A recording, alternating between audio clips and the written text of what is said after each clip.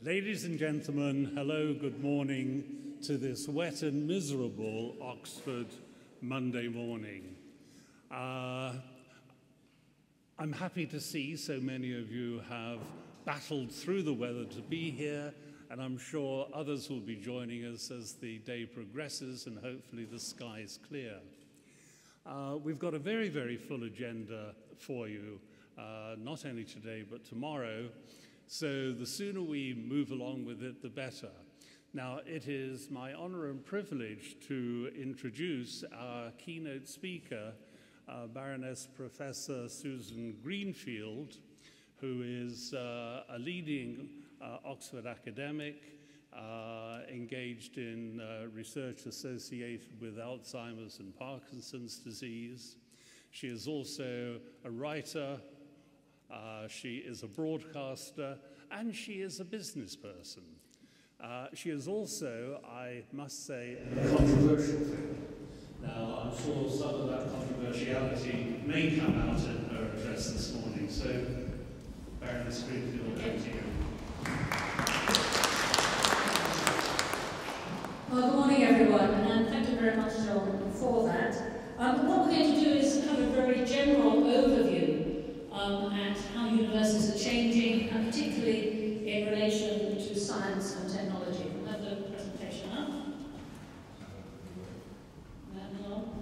Okay, so what we're going to look at is the universities of the future, but I think that they have much in common still with the universities of the past. I'd like to suggest that what universities are all about is the generation of ideas. Do you remember Einstein saying once to someone, I bring you new ideas? And surely that's the most exciting thing. Imagine going to dinner with someone and saying, I've got an idea. I'm already on the edge of your chair when someone says that. So universities are about the generation of ideas with research. They're about the commercial application of ideas. And John just said that I'm a businesswoman. I think that's overdoing it. I have now experience of spinning out companies, biotech companies from universities, and the dissemination of ideas, the teaching. So what we're going to do is look at these three areas in the very brief time we have, just to see what the challenges are, but also the opportunities that the 21st century is facing. Now, if we're to think very deeply about ideas in science and technology and the generation of ideas, one that is really fundamental is quantum mechanics. Now, I'm not an expert on that, so you can relax. It would be very hard on me on a rainy Monday morning to talk about quantum theory. I rather prefer the quote from the great physicist Niels Bohr that said, if quantum mechanics hasn't profoundly shocked you, you haven't understood it yet. And everything we call real is made of things that cannot be regarded as real. So someone's also said, if you think you understand quantum mechanics, you don't understand quantum mechanics. So let's leave that to one side.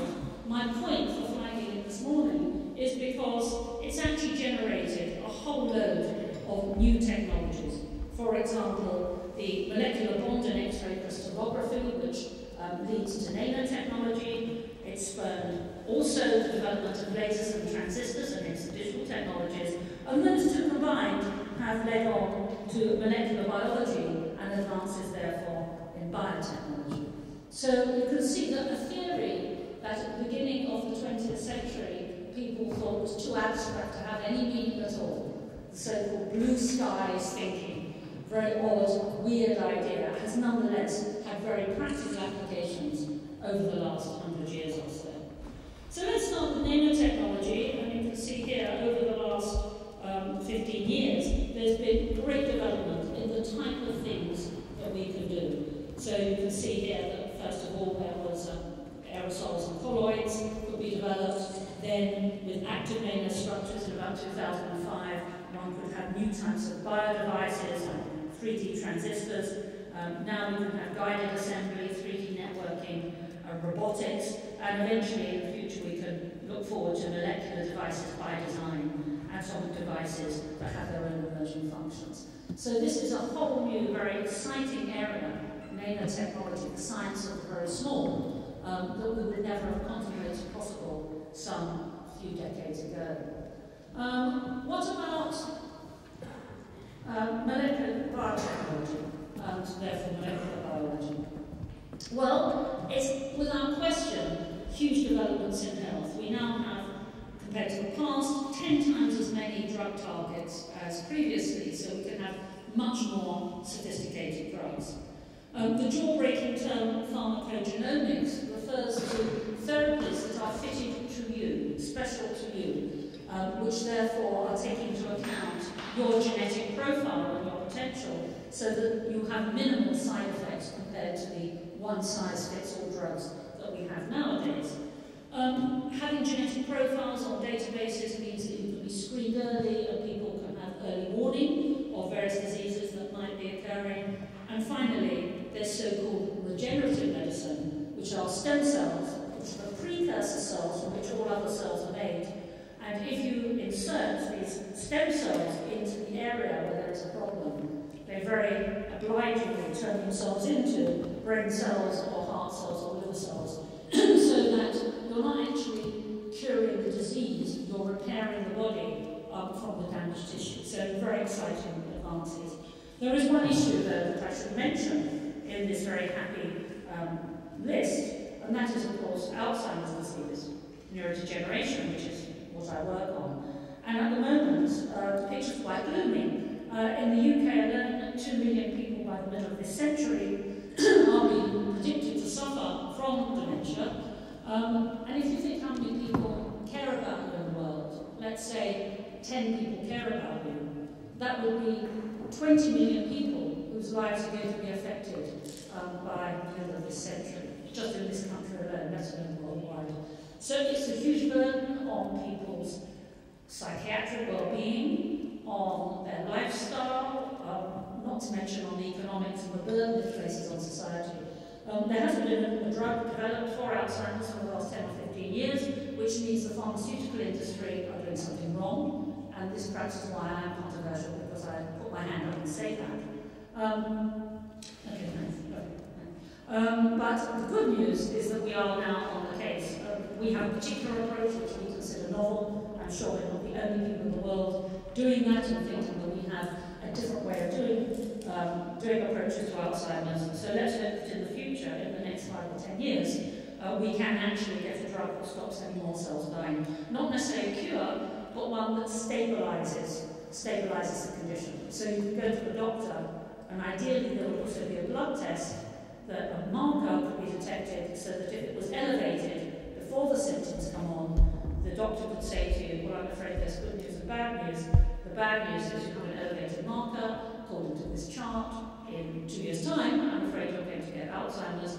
But the good news is we now have a medication you can take, a pill, which stops any more cells dying. So if you take it now, before your symptoms come on in 2 years, then those symptoms will never come on because we've halted the progress of the disease. So that's the dream of what I'm personally trying to do. It's a dream I'm sure shared by other groups as well. So I don't want you to go away with a negative view about neurodegeneration. And we can add that to our general profile then, that health will improve in the developed world at least. There's a child now born could look forward, she has 1 in 3 chance of living to be 100. We perhaps have those chances. So that does beg the question, what are you going to do with the second 50 years of your life? Interesting idea. Question that is very rarely asked. Now, along with health, whether one likes it or not, will also be improvements in appearance, because we know that if you are fit and healthy, then you look younger than if you are sick. But also these technologies can be applied to appearance, for example, to hair regeneration with stem cells to help with female alopecia, and indeed a much more common condition of male baldness. Now, some might be rather high-minded and say, oh, well, we're not concerned with appearance, but for many people, appearance will impact very much on their health. For example, in this country, there's a wonderful charity called Look Good, Feel Better. This is a charity run by the cosmetic companies that help women who are having chemotherapy and undergoing severe changes in their appearance due to the chemotherapy for cancer. And it's been shown that women on this program who are getting advice on how to have different types of makeup and wigs and so on, that they are faring better in terms of their general recovery and remission compared to the controls. So we can't get too snooty about appearance. It's important, I think, that the two technologies for both health and appearance will go hand in hand. Reproductive status, again, this is very controversial, but we already know that people have a more extended reproductive lifespan than, say, 50 years ago. But in the future, one can imagine extracting DNA from any cell in the body, and then anyone of any age would be able to reproduce with anyone else of any age.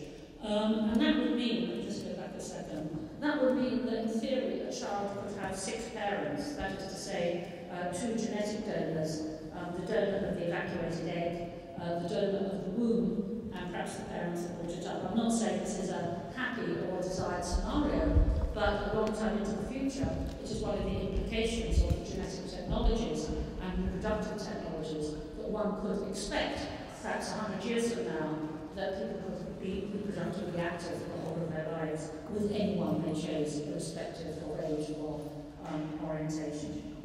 Okay, so work. Here's a lady with a heroic number of bingo cards. And in the future, I don't know about in your respective countries, but in this country, the pension age is already being raised, and in the future it might be the government argue that now mobility and strength, physical strength is no longer so important, now people can work from home, that there's no reason why you shouldn't carry on working, and some might even argue it's good for your brain. Instead of playing bingo, she could be of use to the nation, this lady. One could almost talk about brain power. And one can see, with great emphasis on an aging population, that in the future you could work for the rest of your life. The big question is it exciting and stimulating for you? So if we think about the generations, normally you would separate people out according to how healthy they were, what they look like, their reproductive status, and their work span. And I'm suggesting that these traditional demarcations, as shown here on the right, they might be increasingly blurred.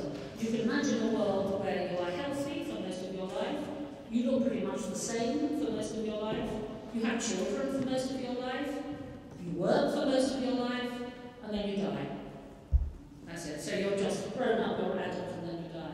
That's another possibility that could be exploited by biotechnology. So let's now get on to how these could be commercially applied. And I do have the T-shirt on this. So the current problems, as I see them, is that in the public sector, from the charities and the research councils, the peer review process, at least in this country, is lengthy, it's secretive, it's nepotistic, and it's risk-averse. Now this means that you'll screen out all the dodgy and the really silly applications, but the very speculative ones that do require a leap of faith and a certain amount of risk-taking, those may also not be considered when they should be.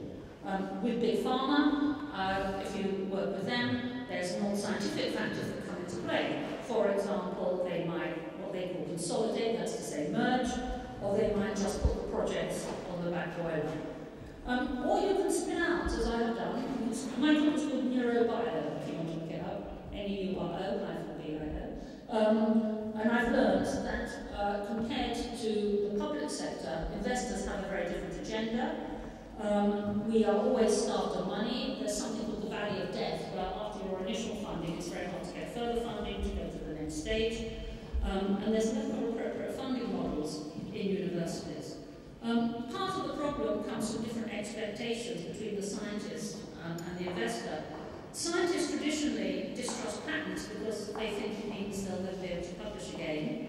They're not used to management, whereas investors insist on looking at the CEO and the COO and people with experience in writing business plans. Scientists feel that's a waste of money because the salary for one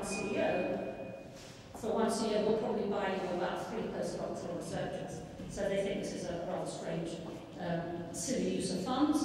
And the scientist has long-term plans in those. I'm not to cure Alzheimer's disease, but it's a long way off for the dream to come true. Whereas investors are much more immediate, they want milestones.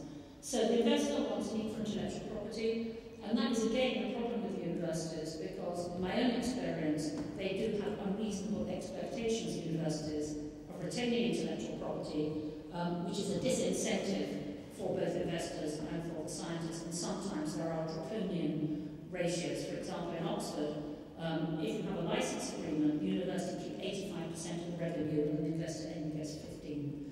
Or you can spin out a company and it's a 50-50 split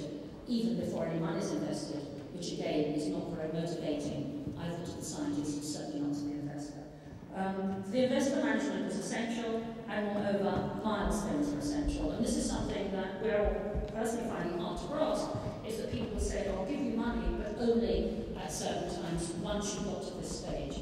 And that's a much harder, tighter agenda than a scientist on a 3-year grant might be used to. Okay, so the lack of appropriate funding models within universities. Most people find the technology incomprehensible. If you were investing in football socks or some web design, you can understand what that is, whereas for science, frequently people don't understand it. Often it's at too early a stage and it's too high a risk. That's to say, just at the crucial time when you want to develop what's called proof of concept, and the risk is high, the investors want something that's safer and that is more advanced in development. This sounds strange, but often they want to make a lot of money, and if you just want a rather modest amount of money, for an investor that's not worth it, because they want to get a good return on what they put in. And also the burn rate, the amount of money you spend every month, is very high in biotechnology compared to other places. Even in my little company, I can tell you the burn rate varies between £30,000 to £50,000 a month. £30,000 to £50,000 a month. So that is very high compared to if you are doing web design or developing a video game or something like that. And the exits are not obvious. That's to say, investors want to know when they're going to get their money back, ideally with a profit. And it's not immediately obvious in biotechnology when you can actually add value because you've cured some terrible disease. Okay, so what's a new approach to investment within universities? I would suggest securing IP in return for capital investments. This is something that Oxford did, where investors will actually pay for a building, say, on the condition that any work that is subsequently generated in that building, they can have first access and first dibs on the intellectual property. I thought of this idea, which hasn't really taken up, but it does require some organisation, of a load of investors getting together in a kind of syndicate and giving a modest grant to research groups in return for privileged access to what they're finding, so that as time evolves, if they wish, they can then spin out a company as the work progresses, and everyone else in the syndicate will get a small sweetener, a small percentage. The database seems to be so obvious, linking university technologies with startups seeking new development potential. Quite often, people want to invest, but they can't see anything, or that you'll have a startup who wants to widen their portfolio, and meanwhile, the universities who have little experience, the scientists have little experience in doing this, and I'm very grateful that someone picks up the development and runs with it, so they get a small percentage, but they don't have to encounter the Wild West, which is the private sector. Okay, finally we come then to the digital technologies and how one can apply those to the universities of the future. And I think here, what we're looking at is distance learning in the dissemination of ideas and how we teach and what we teach.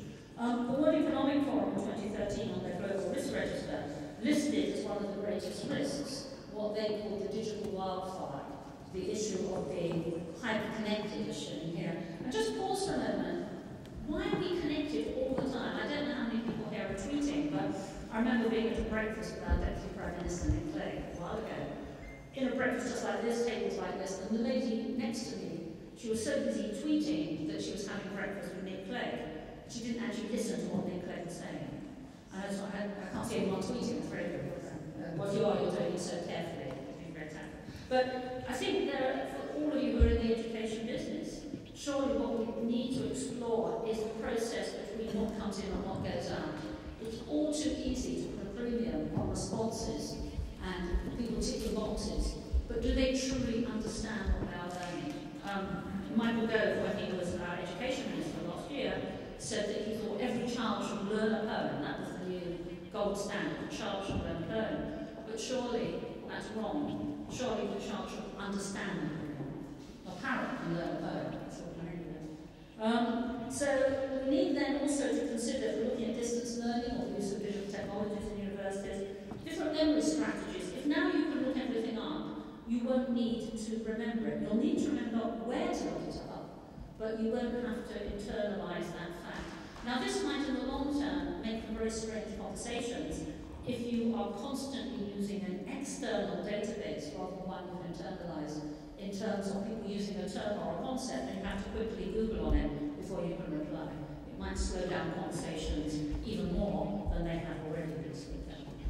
Silicon versus papers is a very important issue, and I'm often asked about this. And in my book, which I'm happy to say seems to have been diminishing in the pile on the table outside, there's a lot of work being done now into how people process information differently when they're scanning on Kindle, say, to if you're turning a page. And as you might imagine, turning a paper page requires a different strategy when you're reading and when you're thinking that actually enhances comprehension in a way that reading from a screen doesn't. Of course, the two have their different merits. If you're travelling, then clearly a Kindle is much more practical. So it's not to say that one is completely better, but they each have their advantages and disadvantages, and these need to be taken into account when you're thinking about the impact on learning.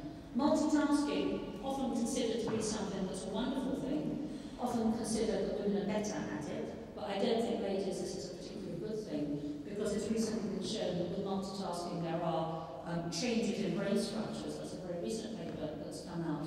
And moreover, performance is not as good, as you might imagine, when you're spreading your brain thinly as opposed to focusing on one thing. Hypertexting is another issue. With screen technologies, one can get very easily distracted and go off at a tangent rather than focusing on what you would be focusing on if you were just reading from the printed page. Brain training is another idea, that it's very good for your brain if you can do lots of computer-generated exercises. My own view on this is actually quite heretical again, in that I think if you want to keep your brain alert, it's much better to have a conversation with someone, and in a nice way have an argument with them, not an insulting argument, but one where you actually listen to what they're saying and then very quickly modify what you're thinking and then respond back. That's a very agile and exciting brain process that I think is very good to rehearse. Learning a new language, I think, has actual social benefits as well as keeping your brain alert. When I lived in France for a year and had to learn French very quickly, and no one spoke to me in English, I knew I wasn't tired anymore. I knew I learned French and I wasn't tired anymore after a few months, but my brain, up until that time, had felt it had gone to the gym. What's also very interesting is that it's been shown with video games that the processes can be generalized to learning other things, but that's not the same as with brain training exercises. And I think the difference is that video games are marketed as something which is fun, and therefore you have a chemical release called dopamine, which relates to fun and arousal and reward, and that helps the brain generalize more readily in absorbing information. Whereas if you are doing a very solemn exercise and you're very dutiful and it's marketed as something very serious, then you're not going to have fun, and you may well get better at that particular response, but you're not going to necessarily generalize that skill. Finally, iPads. People often really hype iPads as the great miracle of the classroom, and children are, of course, fascinated by the very attractive appearance of iPads, their mobility, and so on. But it has been shown again that really they are only of direct pedagogic value, the best pedagogic value, when supported by a supervisor, by a teacher. My own view is that nothing beats an inspirational teacher or lecturer. Now, I know that's a luxury because some people are in distance learning, but I think we underestimate at our peril the charisma and power and inspiration of a good teacher at all levels, even university level. Because surely, if you have the dots, if you have the facts, someone has to help you join up those dots. Someone has to help you relate one thing to another thing, and that won't come automatically with an iPad. The iPad is a good source of facts, but facts on their own are boring. Facts on their own, which is why things like Trivial Pursuits and pub quizzes are not regarded as the pinnacle of human intellectual endeavour. You need someone to help you join up the dots so that you can actually appreciate what it is. You can truly understand what it is rather than just processing information. So distance learning nowadays is taking on many forms, as you can see here, in higher education, both formally but also informally, where one is finding information out. Also, I won't go into this slide, I'm sure you're very familiar with all the possibilities and the implications of distance learning. Suffice it to say that with these digital technologies and learning in these various areas, really what we're after, are we not, all of us, in our different ways, whether we're doing research, whether we are teaching, or whether we're commercializing, we are after knowledge. And knowledge and information are different things. Information is the processing of facts and the regurgitation of facts. Knowledge is actually using those facts to gain a deeper insight or understanding of the world around you. And I think that that's when we are carried away with the glamour of the digital technologies. That's something we really do need to bear in mind. These issues, I've drawn parallels with climate change. I've called it mind change. And you can see here this rather over-emphatic picture of a brain and a globe on fire in our hands. And I think in both cases it's in our hands to do something about it.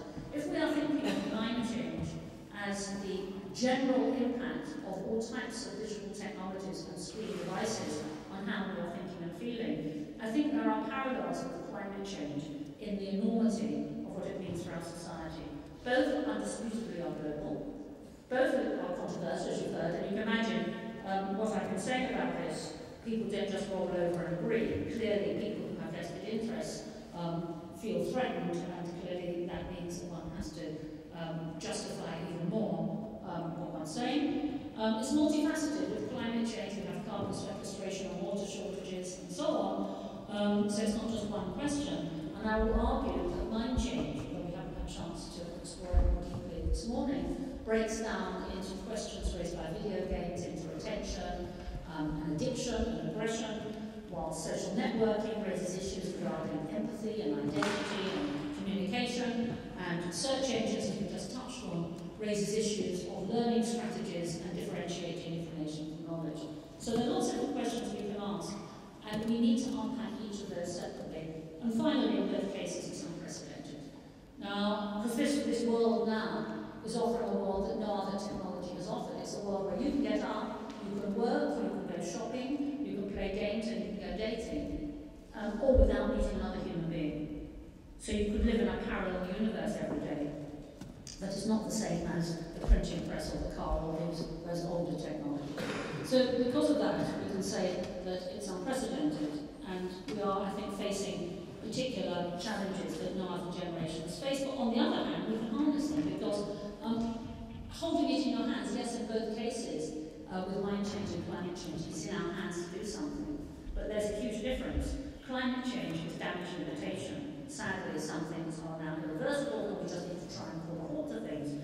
Whereas mind change actually could offer the most wonderful opportunities for harnessing technologies. So if you're going to live for a second 50 years, instead of just playing Grand Theft Auto or Sudoku, now, or golf, say, but now what you can do is you can actually explore what it means to be you. You can stretch yourself to your limits in a way that no other generation has been able to do.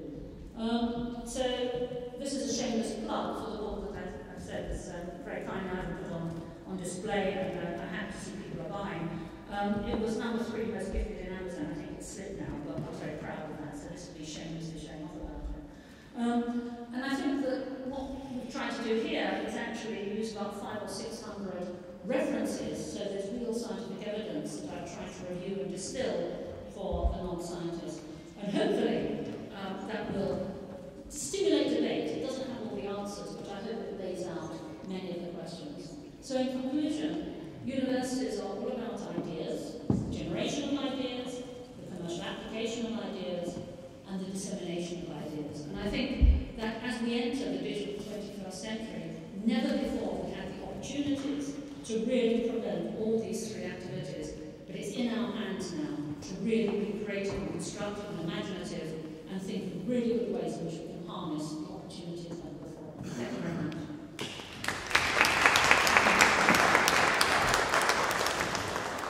I think on the programme, there was 5 or 10 minutes of questions, but can I just apologise in advance? I need to get away after this Q&A session back to the lab. But I do have a website, so if you don't get a chance or you only think of a question later, on my website, susangreenfield.com, I'm happy, there's a place where you can give me messages and I'm happy to reply. But does anyone have any questions now? Yes, lady there. Hi, Trish Jenkins from the University. Is there a mic or something?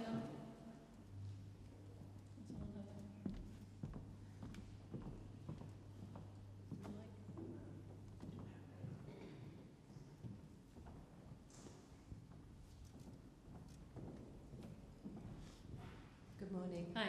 Trish Jenkins from the University of Liverpool.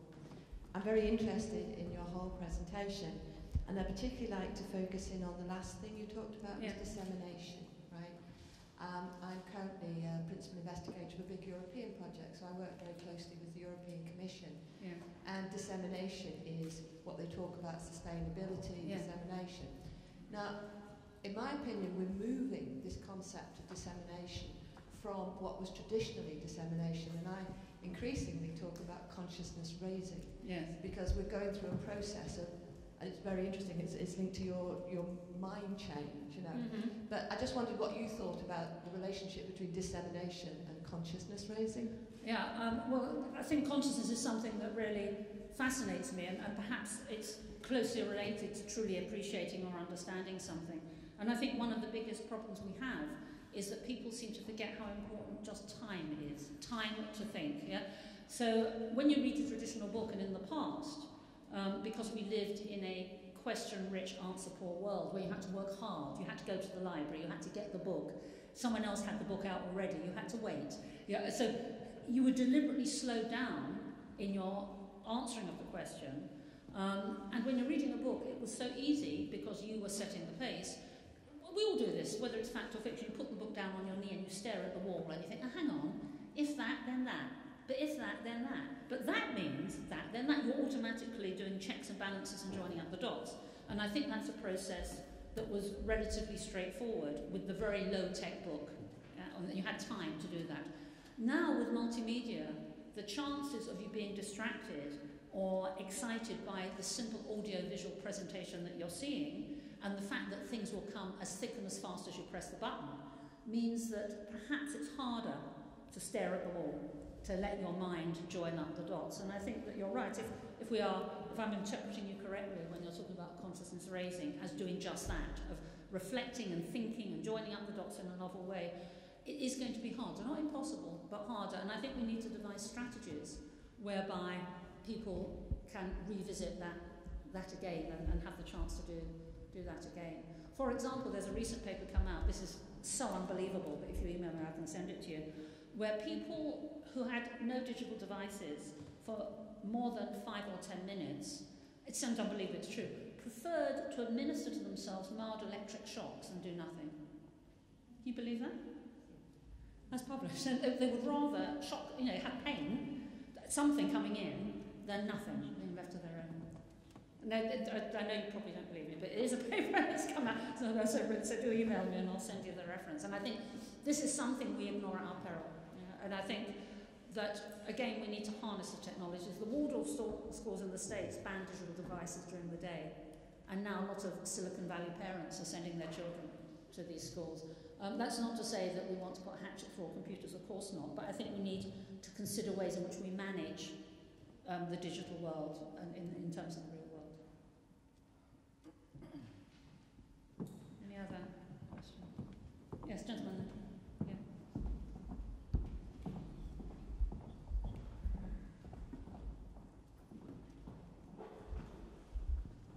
My name is Salam Ajitumobi from Afepa Babala University in Nigeria. Mm-hmm. Thank you for your beautiful lecture. Thank you. With regard to the prospect of being able to reproduce at any age and with anyone, I just wonder what your thought might be if you thought somebody who has not reached the age of maturity will be able to reproduce. Sorry, can you say again? I didn't quite catch that. On the prospects. The prospects for the future. Being able to reproduce at any age. Yeah. Anyone, whether it's a toddler or infant. Oh, toddler, yeah. Okay. So what your thought? Okay, well, I think this is really interesting. Already, talking of toddlers, Fisher-Price are marketing, you could look this up, a little potty for potty training complete with an iPad available, so the child, even while they're being toilet trained, can have access to a screen. And I think that quite often people mistake the fact that a child is naturally attracted to a screen as a sign of great intelligence of the child. It's not, it's just that children like keyboards, they like phones, they like pressing things and seeing an instant response. Now my own view is that as we grow, we need to develop a strong sense of our own identity. So when most of us, I'm assuming everyone here was born in the last century, it looks like we all were, yeah? When we were all growing up, do you remember you'd say to your friends, let's make up a game? I'm sure in every country you say, let's make up a game. And you know, a tree doesn't ask you to climb it, and a drawing pad doesn't ask you to draw in it, and little toy soldiers and dolls don't ask you to play with them. And quite often, very typically, the cardboard box in which the present comes is as attractive. You turn it into a car or a castle, something like this. And I think up until now, that's how human beings have grown. They've grown by driving the narrative. They've had an internal story of which the toys were little props. They were just low-grade things that fed this wonderful inner imagination. Your parents might read you a story, and that allowed you to develop a long attention span and again an imagination. Now, poor little things, they're stuck in front of a screen with a second-hand imagination, someone else's imagination, where they just are passively responding. And I think this might lead to, as we are seeing, a rather fragile sense of identity, where identity, instead of being an inner narrative, something that is robust, that you are in control of, is now externally constructed and at the mercy of this horrible, anonymous audience of people, your so-called friends, and not really friends, they're an audience. And they're constantly commenting on how good or bad you are, and that will undermine self-esteem. So I think that this is a really important issue to think about with young people as well as students on how we can develop a strong sense of identity. If I had a shopping list, if I ruled the world and had a shopping list, I think there's three things. The first is, I think people should have a strong sense of who they are, rather than being constantly influenced by the outside world. They should feel fulfilled in what they're doing, and they should ideally be useful to society. And I think those things are perhaps the most important and can be fulfilled by encouraging people to be creative, to help them join up the dots in a new way, to see the world in a new way. But all that you require is to build a strong sense of who you are. And I think the screen might endanger that, because people are more worried now about what everyone is thinking of them, rather than actually developing a sense of being an individual.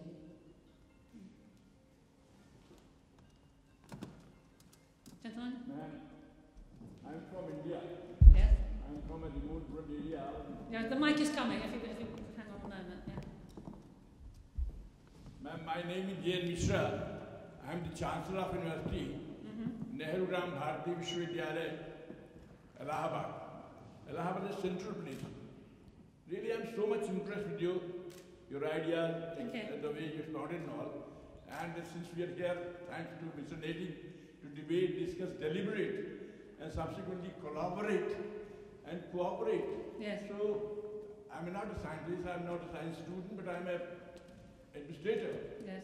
Could there be a way out where we could have some collaboration with you with Oxford University, so that things can travel to remote rural areas also? People may come to know about it, and they may be very impressed with you, since you are not only professor, you are biologist also.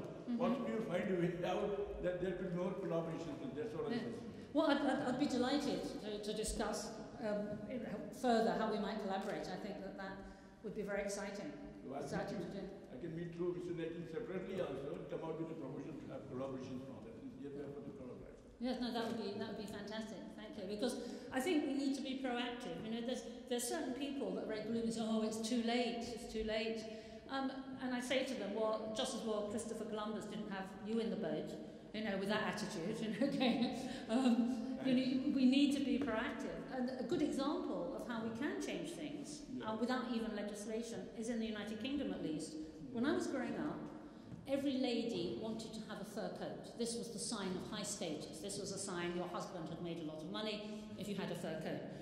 Now, in the UK, no one would dare be seen in the street in a fur coat, because you'd just get shouted at by everyone. Because now people have a new view of fur coats because of all the awareness raising of what is implied in wearing a fur coat. People wouldn't dare wear one because public opinion has changed so much. Now, there's no law in England that you can't wear a fur coat, but no one does. Whereas 50 years ago they did. So it shows you that we can change things culturally. We can shift it. As to use that other lady's phrase, you know, as we raise consciousness, as we raise awareness of situations, people are not stupid. People can make their own decisions. People can make moral choices. They don't have to be policed by laws. You know? So I think if we can shape an environment that enables people to do that, that would be great. Thank you. So much. Thank you. Lady here.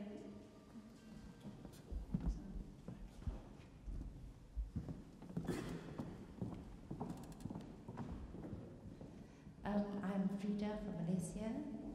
Well, that's very interesting, talking about dementia and Alzheimer's disease and the research that you're currently doing now. Well, I'm not a scientist and I don't come from university. I founded a school 31 years ago for my own children. Now, I'm 67, Right. and now I told the children, I said, look, 31 years ago I built a school for you. Now we have 3 campuses. Now they are building a senior living community for me and for people in Malaysia. But I was just wondering whether you've done studies of cross-cultural acceptance of how we look at senior living. Sure. Because you see, I think what we're going to have, the problem that my sons will have, I have 5 sons. So one of them is a doctor and one's an architect. So we're going into this project of starting a senior living community in Malaysia. The problem I think that we have now is to change people's mindset, but how you look after senior citizens. You know, well, I don't think any of my daughters-in-law, when I have one, want to look after me, or I don't want to be looked after them. And but I want to be pampered. I want to be looked after professionally. But then in our culture, it has always been, and I think in a lot of Asian cultures, where we expect the family to take care of, you know, the young ones, to take care of the older people. But I feel that we should change that, because I don't know, maybe you've done research where is it better for extended families to look after their own relatives, or is it better for us to be pampered in a beautiful institution, you know, like a retirement resort, where we can do things like you said, take another language and do things to our brain, re-engineer our brain, or what, you know? So if you've done that, then maybe it will greatly help me promote this project. Okay, well, thank you. Can I first compliment you? You don't look at all as though you're in the 6th decade of your life. An example of staying young looking, as I mentioned. I think one size doesn't fit all. I think it depends very much on the culture, the agenda, the expectations of people, the resources that are available. I think there's a third alternative to being pampered in an old age home and living with a family. And can I refer to someone like Desmond Tutu, who's in his 80s, or Her Majesty the Queen, who's in her 80s, or Warren Buffett, who's in his 80s.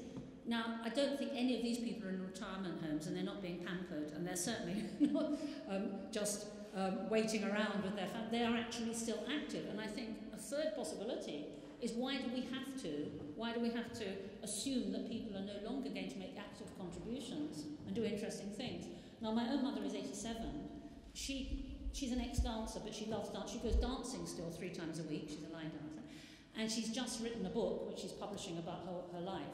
Now, as I saw her write this book, I saw her lose years almost every week. She got younger and younger as she was writing this and getting more and more excited.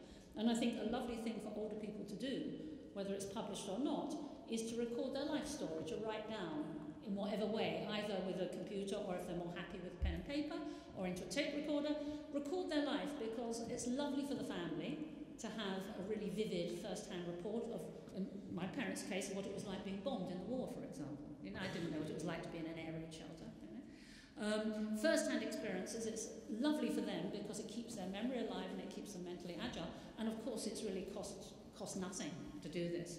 So it's that kind of thing that I would like to see, rather than just treating someone as if they're a glorified vegetable, you know, to actually instead ask them to contribute and to do things really, really well. So perhaps in the future, with those examples I just mentioned, of all those octogenarians I listened to, one can actually encourage people to still be active parts of the world, and perhaps, you know, they won't need either of those other possibilities. But I don't think those other possibilities are mutually exclusive. It depends on resources, agenda, personal choice, and culture as well.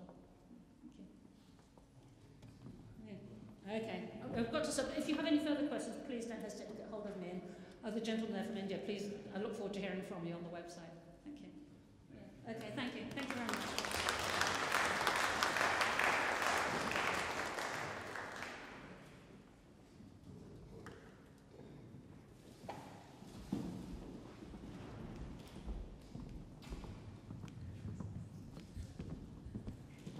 After that initial stimulating address, I would now like to invite our second speaker to the podium, Dr. Nathan Pike. Dr. Nathan Pike is a senior consultant at the ISIS Centre here in Oxford, and he is going to deliver a paper on models of technology, transfer and innovation for the 21st century. Thank you.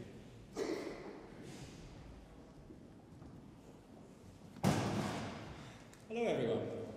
Thank you to the EBA, thank you to John, and indeed thank you to Marion for inviting ISIS Innovation along today. I'm just back from I do walk around, so if you can't hear me, you need me to return to the microphone, please let me know. But it comes by way of being a trainer. We like to kind of get out to your audience. I'm just back from a trip to Oman. Obviously that's one of the GCC countries.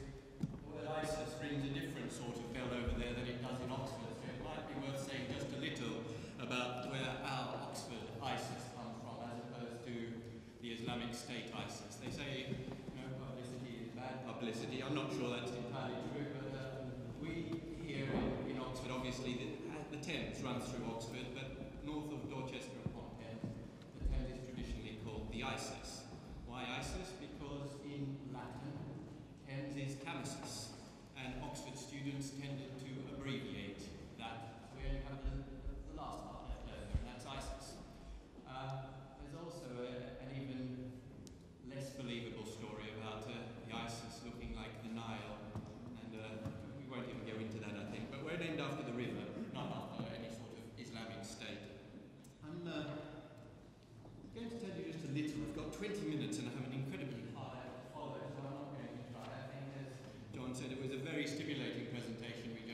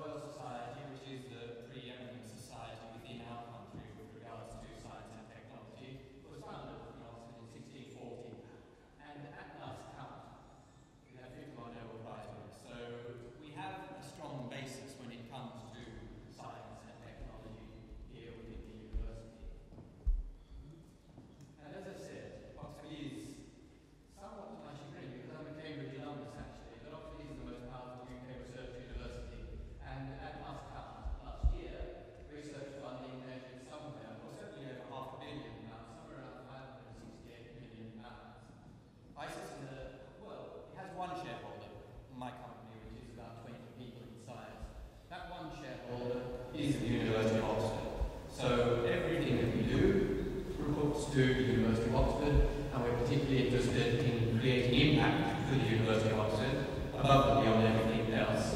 And thereafter, obviously creating some small revenue as well as building networks around the world. And ISIS adopts the soft touch approach, which we feel is the most successful in helping academics to commercialise their knowledge.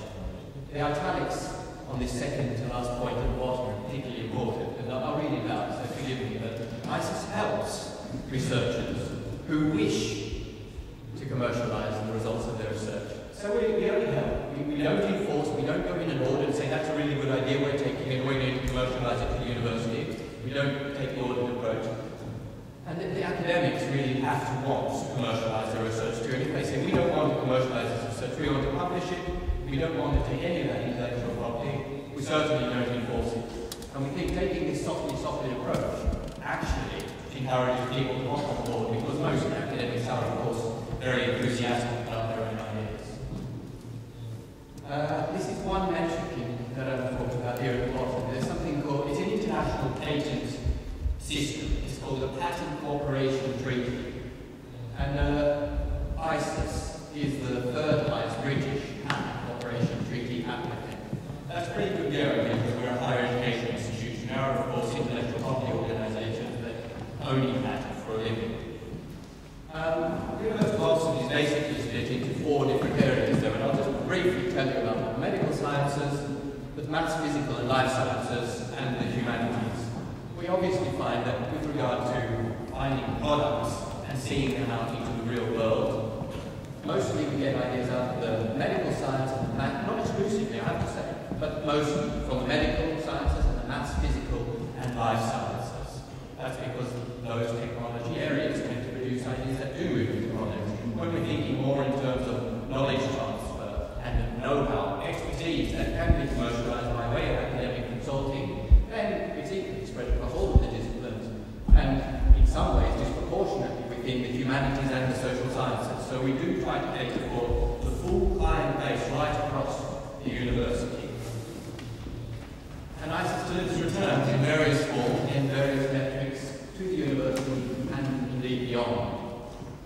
So Oxford University gives us money. We have a subvention of over £3 million a year to protect intellectual property by way of patents. We take that and we turn it into products, and then we return consistently year on year a profit several times over. I'll tell you the exact figures for this year in the coming slide. But obviously in terms of financial returns, we give money from equity buyouts and royalties back to the university, research funding from our spin-outs goes back to the university, spin-outs by way of companies, as I've already mentioned. We have seed funds that are set up by way of investors, but also by alumni who are looking to reinvest in their alma mater. We get new patents and sell them. That's another way of returning money to the university. And research funding from translation awards via governments and other organisations. And we support intellectual property deals. We also, as you know, many governments, including and certain ones limited to the UK, have third stream funding. We now have a knowledge economy, and the universities of the future very much find themselves in a situation of not being able to rely strictly on funding from teaching or on funding from research. That third stream revenue is increasingly the important lifeblood for the 21st century university. And the Higher Education Funding Council for England is a key source of such third stream support for the University of Oxford and indeed all universities within England. And of course there are non-financial benefits to the university. They contribute to the impact. That's something that the university has assessed on, and indeed it's the key part of this very strong Oxford University brand. We transfer technologies to improve lives, and we engage locally and internationally with the economies.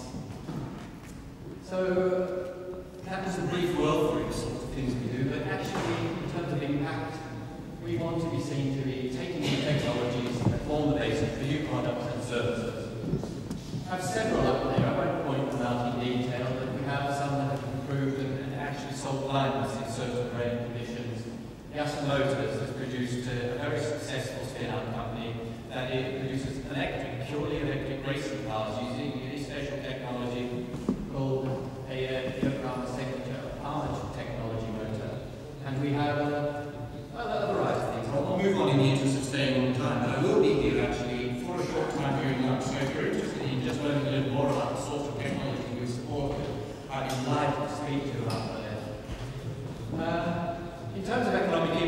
did have a study done to see just how broad ISIS innovation economic impact does stretch.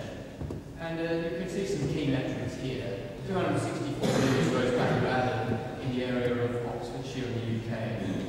And elsewhere in Europe, £9.9 million. £109 million gross value added in the USA.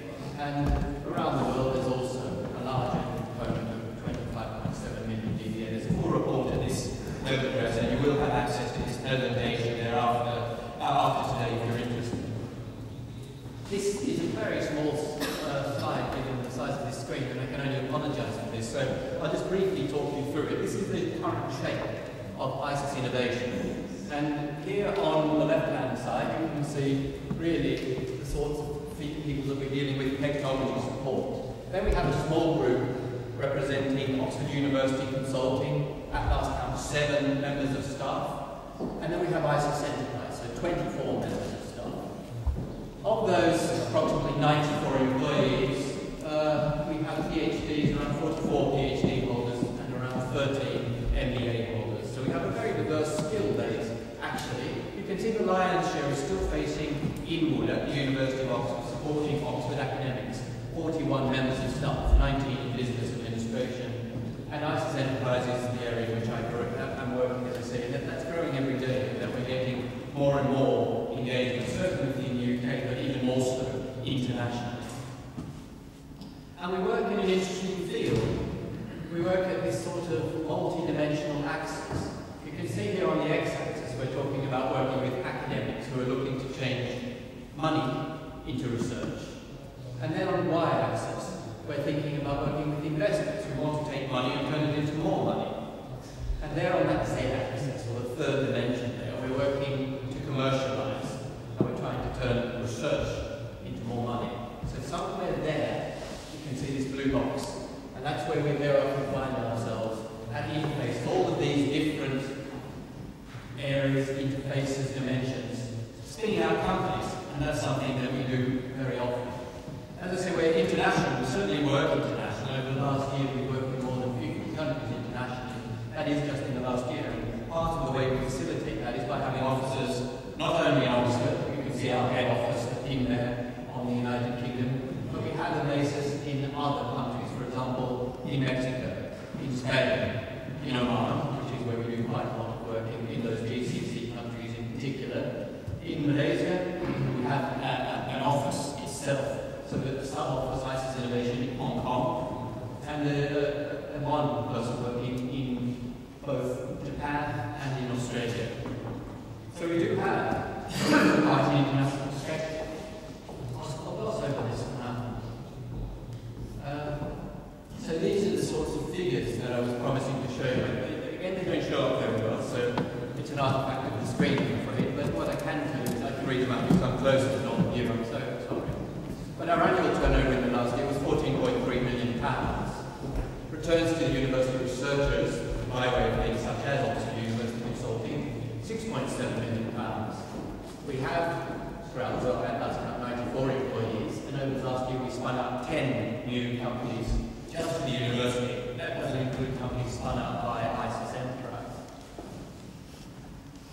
We've made 309 invention disclosures within the university. What's an invention disclosure? That's when an academic within the university has a good idea and says to ISIS, we're interested in commercialising it. Come and talk to us to see if we can turn it into either a product that will be disseminated free of charge or at market. We filed 92 patents. We've done 105 license deals. What's a license deal? A license deal happens when you have a good product or a good service. You're not looking to actively produce it or market it yourself. You make a deal with a known company, usually, and also with the government, and that agreement will, by way, produce royalties which can be returnable as funds to the university. And we did almost 400 consultancy engagements, so that's pretty good going. We were talking about the universities of the future of the 21st century, and it's a safe bet given the age of Oxford, which is coming up on 800 years, that the universities that we're leading in the 20th century will continue to lead in the 21st. So I have some rankings up here. These are combined World University rankings using the metrics from the Times Higher Education the academic rankings of world universities and the Maccarelli-Simmons. So they're all a little bit different. The Times Higher Education I'm using first because it's the only one of those three that doesn't include some element of technology transfer in ranking universities. It only uses it as 2.5% weighting, but it's in there. And the interesting thing, I'll read out the top 10 for you. Harvard, MIT, Stanford, Cambridge, Oxford, Caltech, Princeton, Chicago, Yale, and Columbia. So Oxford, by this combined rankings, is certainly in the top 10, certainly in the top 5, around 5 this year. Cambridge and Oxford are always vying for the sort of top spot in Europe. By patent activity, this is again an international metric, so we're seeing how ICIS innovation is doing internationally. We're running equals 16 by this filing of international patents actually, and that's remarkably good when we think about it because we only patent ideas that we think are good ideas. There are organizations higher up on the list that patent everything, particularly in Asia. That's a trend that we're seeing more and more often. There's no assessment of the quality of the intellectual property. The strategy is by default just to patent everything. So even by patent, we're doing quite well. And there is this organization called Global University Benchmark, and it ranks technology transfer officers. You might be interested to see sort of the top 10 there. Where are we going? We're going MIT, Pennsylvania, Cornell, Columbia, UCLA, Johns Hopkins, Stanford, Washington, UC, San Diego, and Oxford University. So we're coming in somewhere at equal 9th in those sort of top 10 rankings. And the sorts of things, they're using a multiple metric here. So they're using how much revenue is generated, how many inventions are disclosed, how many patents were issued, how many spin-outs were created, and how many license deals were done. The point is that we're in the top 10. All of these companies and the organizations that we have up here on this slide are profit-making institutions. This is the way to generate further revenue for universities.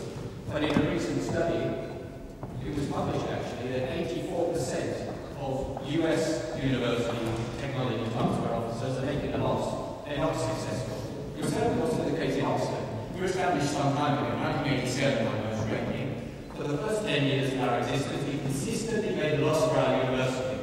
It's dreadful, but there were hard lessons to learn because we were living on the cutting edge. And after those 10 years, we've consistently been increasing a larger and larger profit to the university. So there are lessons to learn. And of course, now ICIS Enterprise is very much helping other organizations to get it right first time, to learn from the lessons we learned the hard way. This is almost impossible to see, so I won't dwell on it, but I thought you might be interested to see where most of the patent activity happens in Oxford. It happens in pharmaceuticals, pharma, ed, pharmaceuticals. I won't dwell on that again. I've already spoken about Oxford University consulting. Let me just say that, bearing in mind that I have very limited time, so just a little bit more about my own sub-part of ICIS innovation. That's called ICIS Enterprise. We work as skilled translators, linking technology providers through to technology seekers. Technology providers can be universities, small, medium-sized enterprises, research institutes, or even large companies working in R&D. The facilitators then be governments, research funders, savvy investors, high-tech investors, and science parks who are trying to build innovation ecosystems. And the technology seekers very often nowadays we find large corporates looking to buy up technology and grow their revenue, grow their shares, grow their value for their shareholders by buying up good ideas. Okay.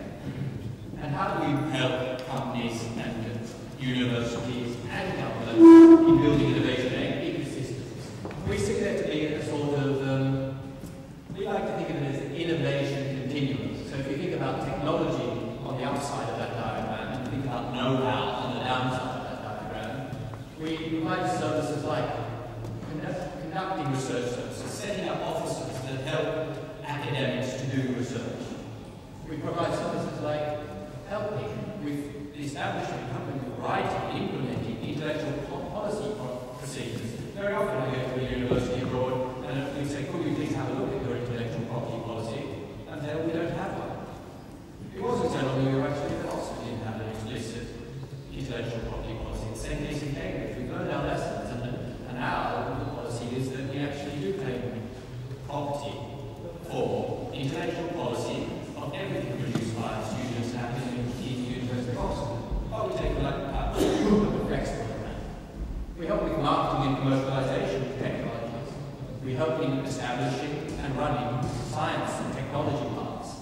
And of course, we are a technology transfer office. We very often help in creating and supporting technology transfer offices, or indeed in acting as third party, externalizing technology transfer services.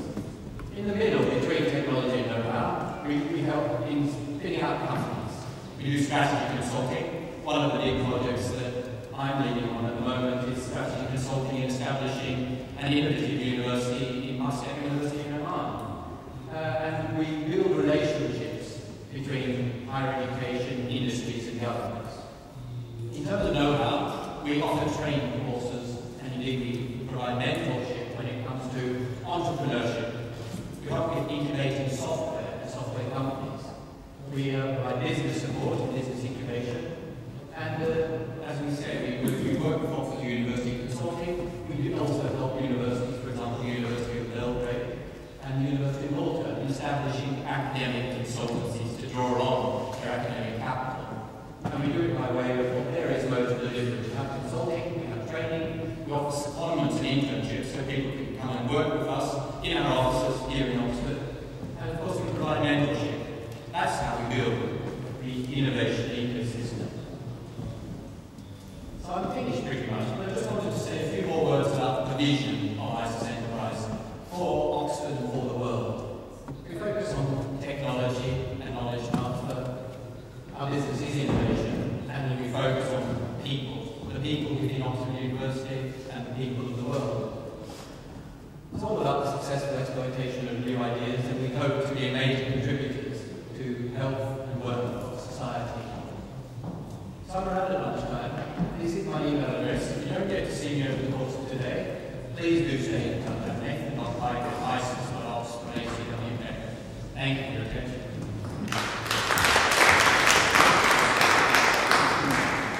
Thank you very much indeed. I think that in the interest of trying to schedule, if any questions could be deferred until the networking session over lunch in an hour or six time. Okay, very much. Can I now invite Professor Gary Jacobs to the podium? Professor Jacobs is Chief Executive Officer, World University Consortium, World Academy of Arts and Science from Napa, California. And his paper is University of the Future, Catalyst for Social Development and Evolution. Thank you, Professor Manning. Good afternoon. Good morning. Still. Actually, I'm here representing two organizations. The World Academy of Art and Science, founded in 1960 in Geneva, now based in California. I'm the Chief Executive Officer. And the World University Consortium, also based in California, but just a year old. The World Academy was founded by many distinguished intellectuals 54 years ago, including Einstein, Bertrand Russell, Robert Oppenheimer, Buckminster Fuller, Yehudi Menuhin, and others from the arts and sciences. We are not a traditional academy in the sense that our focus is not so much on the disciplinary achievements in different fields and disciplinary recognition, but on the addressing of global issues, pressing global issues, looking at them from a multidisciplinary or transdisciplinary perspective. And it's with that context that I come to you today with great pleasure to talk about the future of the university, the future of higher education, and the role of educators, leaders in education, in determining what that future is going to be. And I think you'll see from my remarks that I consider the work you're doing of utmost importance, of the most critical importance to the future of humanity and how we're going to emerge in the 21st century. The World Academy has a program, we call it the Search for a New Paradigm. It came out of years and years of research on the multidimensional global challenges that humanity faces today. You're all familiar with them. The political crises, the issues of national security, ecological challenges, the financial and economic challenges, employment and social security, especially with an aging population, the evolution of global governance and rule of law. Normally, the approach has been to look at these specific challenges separately. We have specialists looking at all of them. We, meaning the world, does. Universities all over the world do. But we've come to the conclusion that one of our problems, one of the reasons for the persistence of these challenges is they cannot be tackled in a piecemeal fashion. They cannot be approached effectively through disciplinary specialization. It requires a comprehensive approach. All of these challenges have several things in common. They're all complex in the real scientific meaning of that term. They're all interconnected. They're all global in reach, and they all defy solution by piecemeal sectoral strategies. And because of this, we feel that education, higher education in particular, has a critical role to play in determining how effectively humanity is going to address these challenges in future. But let's look at the other side. This is also a time of unprecedented opportunity. Never before has humanity had the productive, the scientific, the organizational, technological capabilities that we have today. Indeed, we've come to the conclusion that in terms of resources, financial, economic, human, organizational, technological resources, we have more than enough capabilities as a race to address these challenges.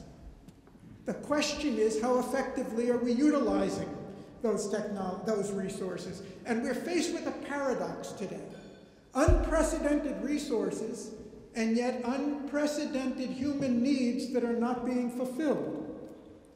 Apart from some, according to McKinsey, we have more than $225 trillion in global financial assets. Probably less than 20% of it is being utilized to really drive the economy of the world.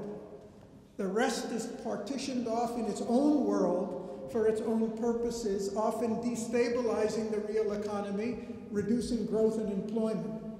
We've got, according to ILO, some 200 million unemployed, among youth at least 80 million, but that really understates the figure, because if you take into account underemployment, for which there's no good accurate number anywhere, it's obviously more than 1 billion, maybe even 2 billion. So our most precious resource, the human being, we're simply not utilizing it. We're not developing them, and we're not utilizing it.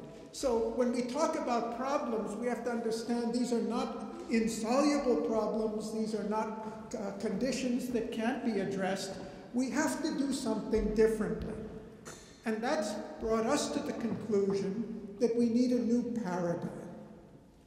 A new paradigm in theory, in thought, in institutions, and in policies. And that's where we come to education. To my thinking, education is the greatest invention, human invention, and that's where our inventions come from of all time. There's no technology that can compare in its effectiveness and its impact on humanity with the technology, the organizational technology that we have as a race of taking the cumulative experience and knowledge of past generations going back centuries and millennia, organizing it, systematizing it, abridging it, and passing it on to the next generation in a concentrated and effective way so they can start off where we left off rather than have to repeat and learn again all that we've learned and make all the mistakes we've made in the past. So Education is our technology for conscious social evolution. And as an organization, it suffers from the problems that all organizations suffer from, and that is over time we tend to get fixed, we tend to get into a groove and continue to do the same thing even when conditions change and demand radical change in approach. In June, I was speaker at the International Association of University Presidents in Yokohama, their triennial conference, and the keynote speaker was Nobuyuki Idei, one of the, for a long time, chairman and CEO of Sony Corporation, who really affected a new paradigm, a shift in paradigm at Sony. And he got up there before 450 university presidents from around the world, and he said, 65 million years ago, a huge asteroid came, crashed into the Earth, destroyed the dinosaurs, and I see, he said, he sees something like that coming today in the field of education. Now, I assumed that in saying that, he was not only trying to be dramatic, but he was trying to warn 450 university presidents that we can't go on as business as usual.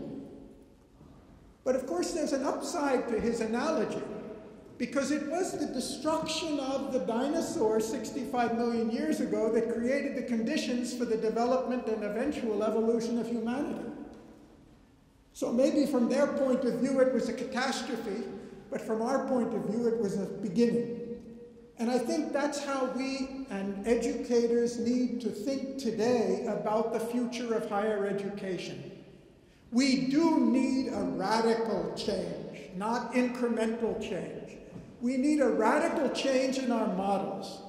And as with all the great respect for an institution that's been a pioneer for 800 years in higher education, we need a new model. We need a model that's not going to be like the past, and I have to differ with our former speaker to think that I hope that he's wrong. I hope that the top universities of the next century are not the ones of the last century, because I don't see that the top universities of now are going to make the critical changes necessary that the world needs. They're too successful. Real innovation doesn't come from the winners. It comes from those who are not successful in the present. That's what history shows, and that's what business shows as well. So we need a new paradigm. What does it mean? Well, Professor Greenfield spoke about a new paradigm in physics that came 100 years ago with quantum theory, and of course relativity theory at the same time. Fundamental challenges to the way we think. In the almanac that was distributed to participants by the organizers, I noticed a quote from René Descartes in which he says that the interlinkage, I'm paraphrasing crudely, the interlinkage between the disciplines, between the sciences is so obvious and so critical that we naturally have to study them together. We naturally have to go from one to the other. And I'm going to come back and comment in a few minutes. Unfortunately, that's not happening nearly enough in the social sciences, which are the sciences responsible for addressing the global challenges we face today. It's not going to be done by technology. It's not going to be done by biotechnology or computer science, as important as they are. They are tools for us, no doubt. But the real technology we need is the technology for governing ourselves, for living together, for producing together. And unless we get a new technology there, our scientific developments by themselves are not going to deliver the goods. And that's why universities are so important. And among those technologies, the most critical is the technology of education itself. So forget the dinosaur story for a minute. I like to think of this as a period in which we're witnessing the fall of the Berlin Wall for global higher education. And like all of us in 1989, we don't know what comes after the fall of the Berlin Wall. We can't see what's on the other side of it. And the best visionaries can only guess and speculate. We know a lot of things are changing. We know conditions are ripe for radical change. There's been a lot of publicity to the technological innovations that make delivery of knowledge possible over wider areas than ever before. We conducted a conference at UC Berkeley, which was on the list here a few minutes ago, last September, in which we had top educators from many countries, mostly from the US, people who have been really innovating with the technology.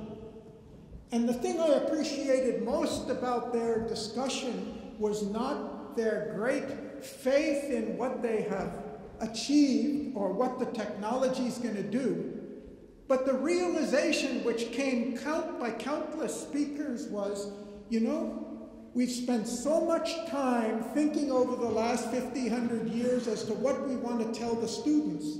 We've really spent very little time figuring out how people learn.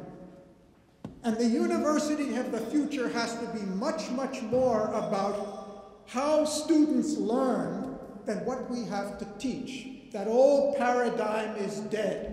Knowledge is available everywhere. What can we do as universities to help people learn, and learn not just once, but as we'll hear this afternoon from one of our speakers, continuously throughout their life? And there are many other conditions also that are leading to revolution. We've got democratization of education going on around the world. I'm based in South India, where I see it going very rapidly. We've got rising expectations of people at all ages in all countries for more education, better education. We've got a massification and standardization of the product simply because we don't know how to handle the numbers that are going on. We've got commercialization, as we've heard about, globalization, international competition in education. We've got, of course, the pressure of government deficits, which is cutting back on public funding for education in many places, including California, where I come from. And, of course, the tremendous pressure for vocationalization to meet with the drastic need to increase employment opportunities. So I'd like to talk briefly about some of the challenges and the changes we need. And obviously, the quantitative challenge is itself enormous.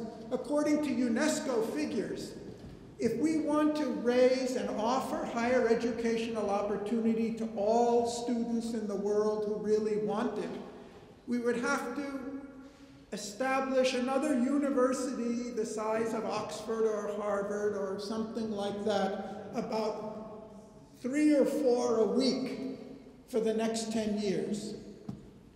And that doesn't really address the issue. Now, how many, you've been 800 years in the creation for Oxford. How many Oxfords are you going to create next week or next month or next year? Are we going to meet our needs of humanity through this model? Through whether it's an Oxford or a Harvard or UC Berkeley or Chicago or whatever else it may be? I think not. We need a new paradigm.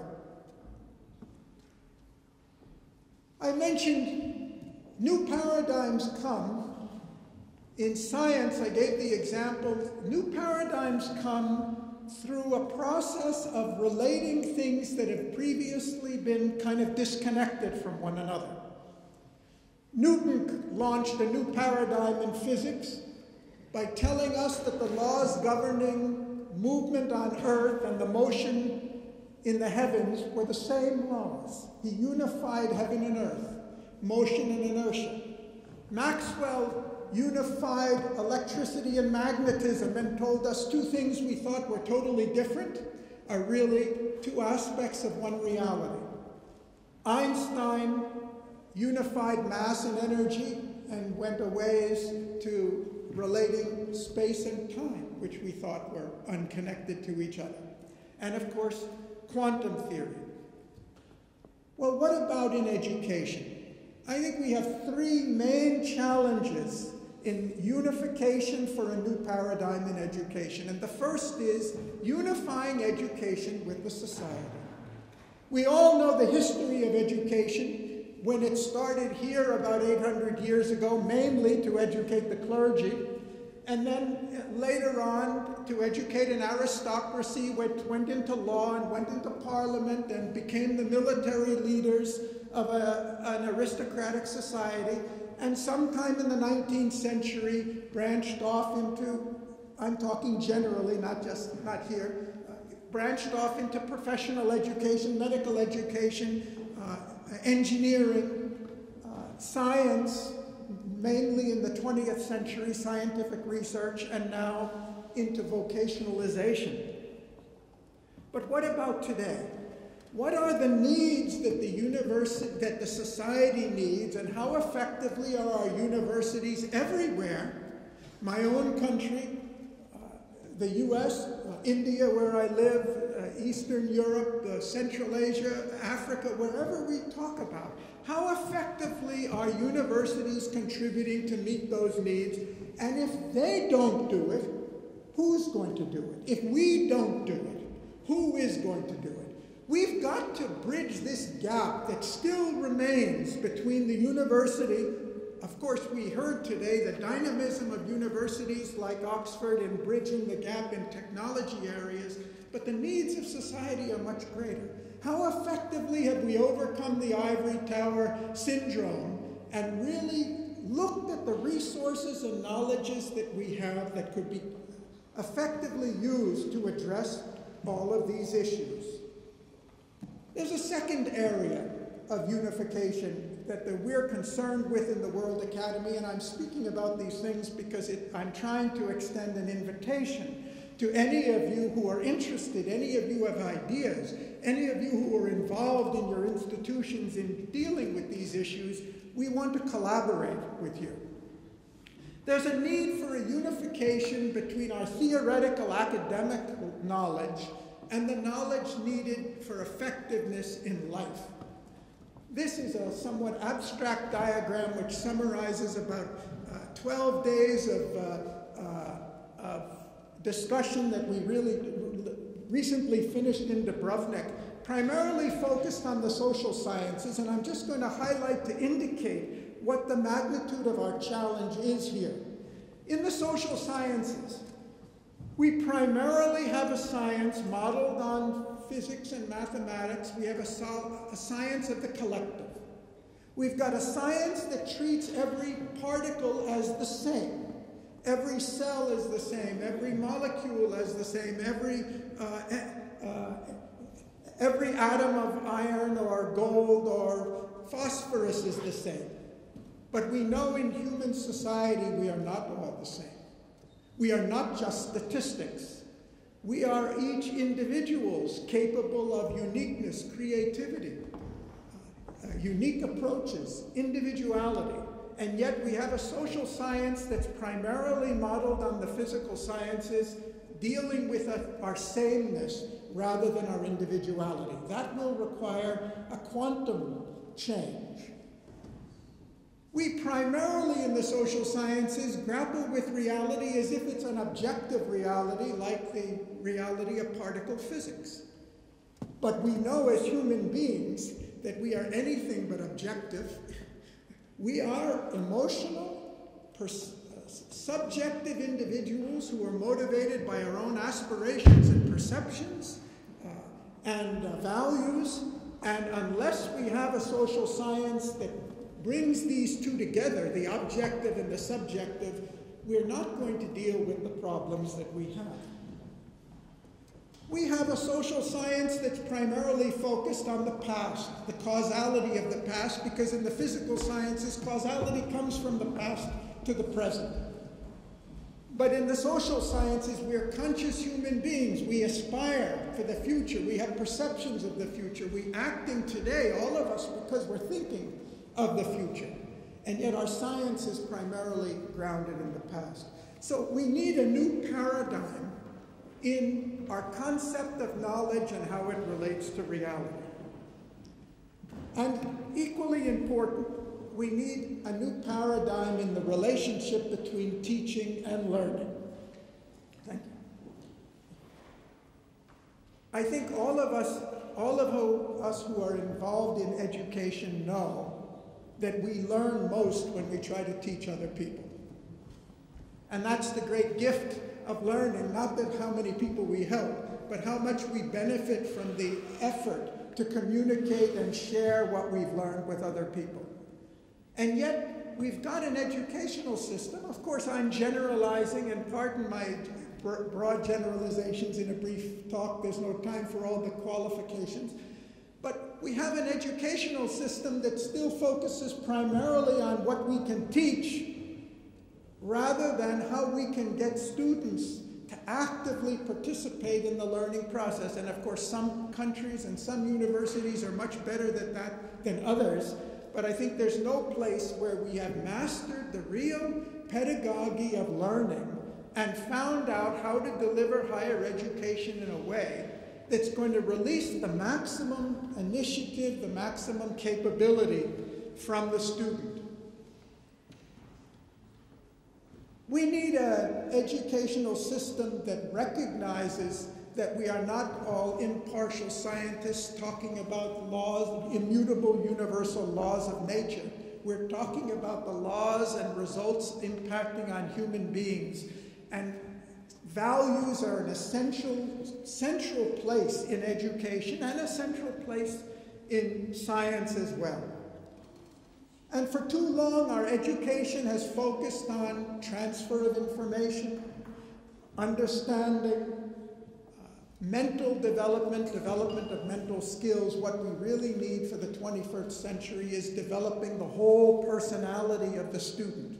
And we're going to have to invent new methods to do that. And there's nothing wrong with saying and admitting that we don't know how to do it, or that we're not doing a good job of doing it, or that maybe the clothes that everybody's admiring are not new clothes at all, they're no clothes. There's nothing wrong with admitting that we're walking naked into the 21st century because we don't have all the answers. But unless we ask the questions, we're not going to get to where we need to go. And finally, we need education for leadership. We need visionary leaders of education in the 21st century, leaders who see the opportunities that others miss. Every individual has that potential to become a leader in their own life, but are we equipping them? Are we respecting and developing their individuality so that they can see the opportunities to think differently? To see the opportunities, whether it's for business entrepreneurship or social entrepreneurship or original thinking or artistic creativity. Because as far as I'm concerned, the ultimate goal of our education, and this is going to be a tough challenge, I don't mean to understate any of this, is to foster creativity and the development of individuality, not just original thinking or independent thinking, which itself is great, but individuality goes way beyond that, way beyond the need to conform and be recognized by our peers and appreciated and have the prestige of a title or the respect that accrues to really do something we believe in. Leadership, very, very challenging thing, and all of you who are leaders know how difficult it is to be the top of an organization and having to take decisions and hope to know where we're going in the future. But we need not only individual leaders at the top of organizations, we need leadership at the global level. We need leadership in thought that will lead to action. That's the motto of the World Academy, and we're eager to relate to all those who have a similar aspiration and goal. And one of the questions we've asked ourselves is, on behalf of the world, if you were asked to design an affordable world-class system of higher education accessible to everyone everywhere, how would you do it? Our own experience, and I'd be happy to find that I'm wrong, but we've been going around the world looking for the answer to this. We ask people all over the world, what's your answer? Where in the universities are you thinking in terms of how are we going to solve this problem for humanity, not how you as the head of an institution are going to improve or solve the problem for your students or meet your financial obligations. And we don't know who's asking that question. We don't find that answer yet. And so last year, after our conference at Berkeley, we launched a new organization, a young organization called the World University Consortium. And this is not just intended as a consortium of universities, a consortium of those who are concerned with creating a world university. I don't mean a world university that's going to compete with all the existing universities. I mean the educational system of the future. And we are looking for partnership with universities, research institutes, governments, NGOs, business, and all those who have a vested interest in seeing that we come up to better answers for this. We're looking to generate new ideas, innovative strategies, new models of cooperation, and learn from you and all those who have already developed these so they can be propagated, disseminated all over the world. And these are our priority areas. I'd like to thank the organizers for giving me this opportunity. We've left copies of a brochure outside about the consortium for any of you who are interested. I'd be happy to speak to you about it later.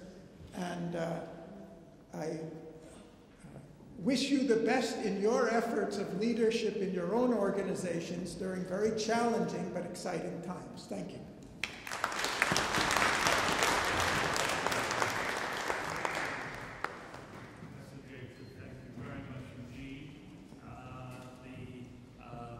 Subject that you have been addressing over the last few minutes, I think, is as broad as the future itself. So we thank you very much indeed for having condensed it into such an interesting presentation. Thank you. Can I now invite Chris Flegg to the podium.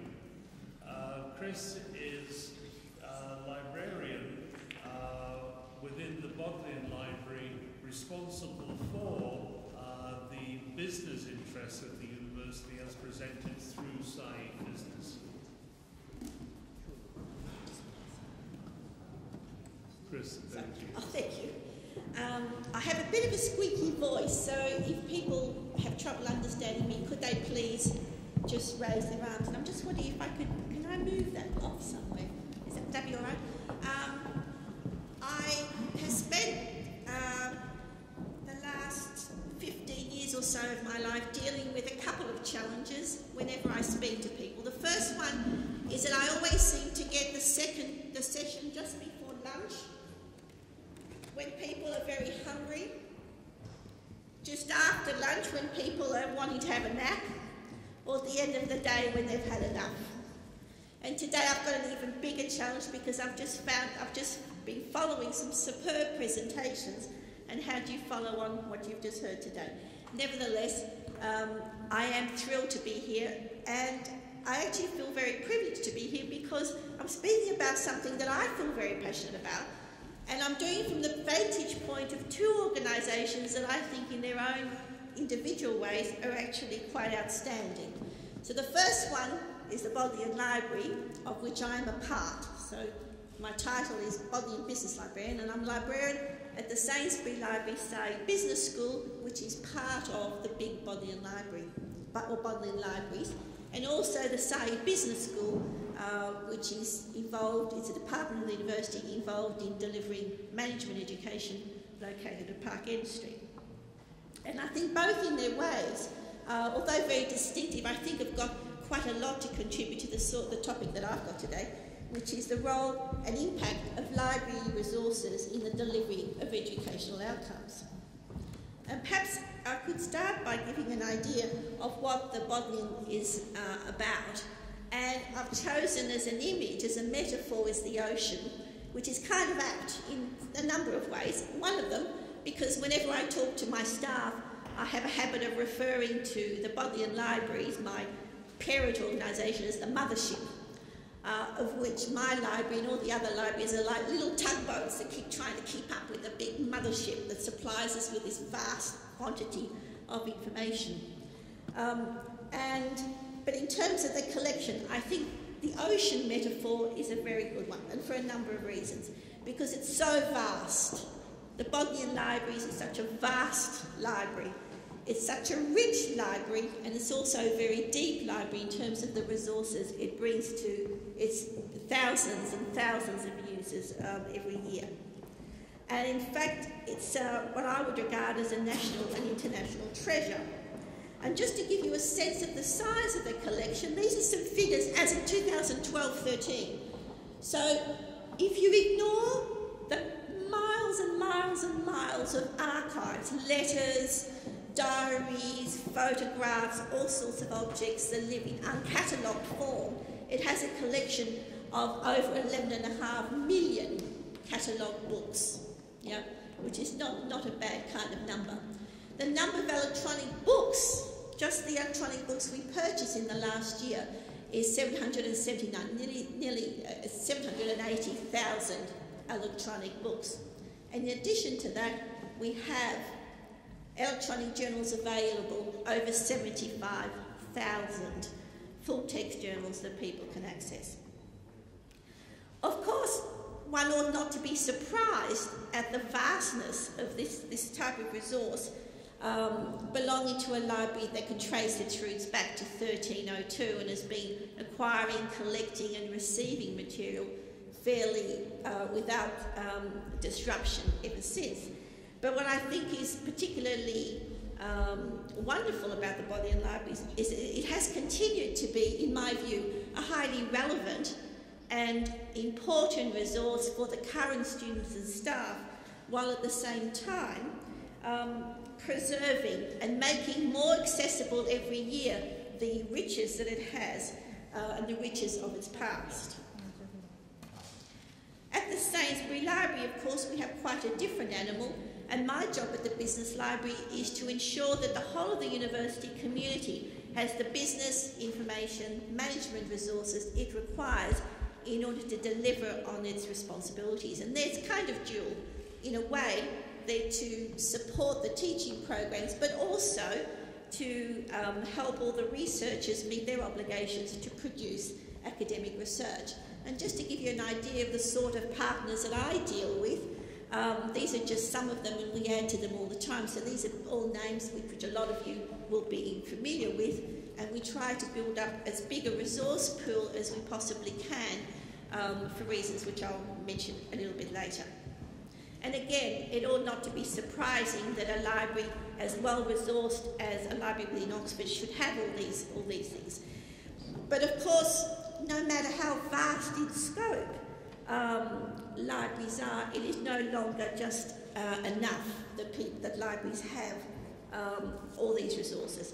What is becoming more important for the students is these new requirements, which we've been facing for quite some years and is a challenge to us all in librarianship, is that users require more resources which are digital.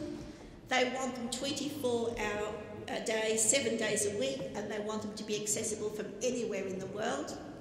And they want these days for them to be accessible on a variety of mobile devices. Now, notwithstanding what was said by the wonderful presentation we had to start off today, the remote access is actually something which I think the Bodleian is probably most proud of in terms of the resources. And we have case study after case study of people who write to us and say they are working in the depths of some water place somewhere on the other side of the globe where they needed something urgently to look up, and they were able to instantly get it regardless of the time of day and get a copy of the article in question immediately. And that is something which I think the technology has really got to be applauded for. This has opened up so many possibilities for so many people, and we ought to pay respect to that, I think, very much so.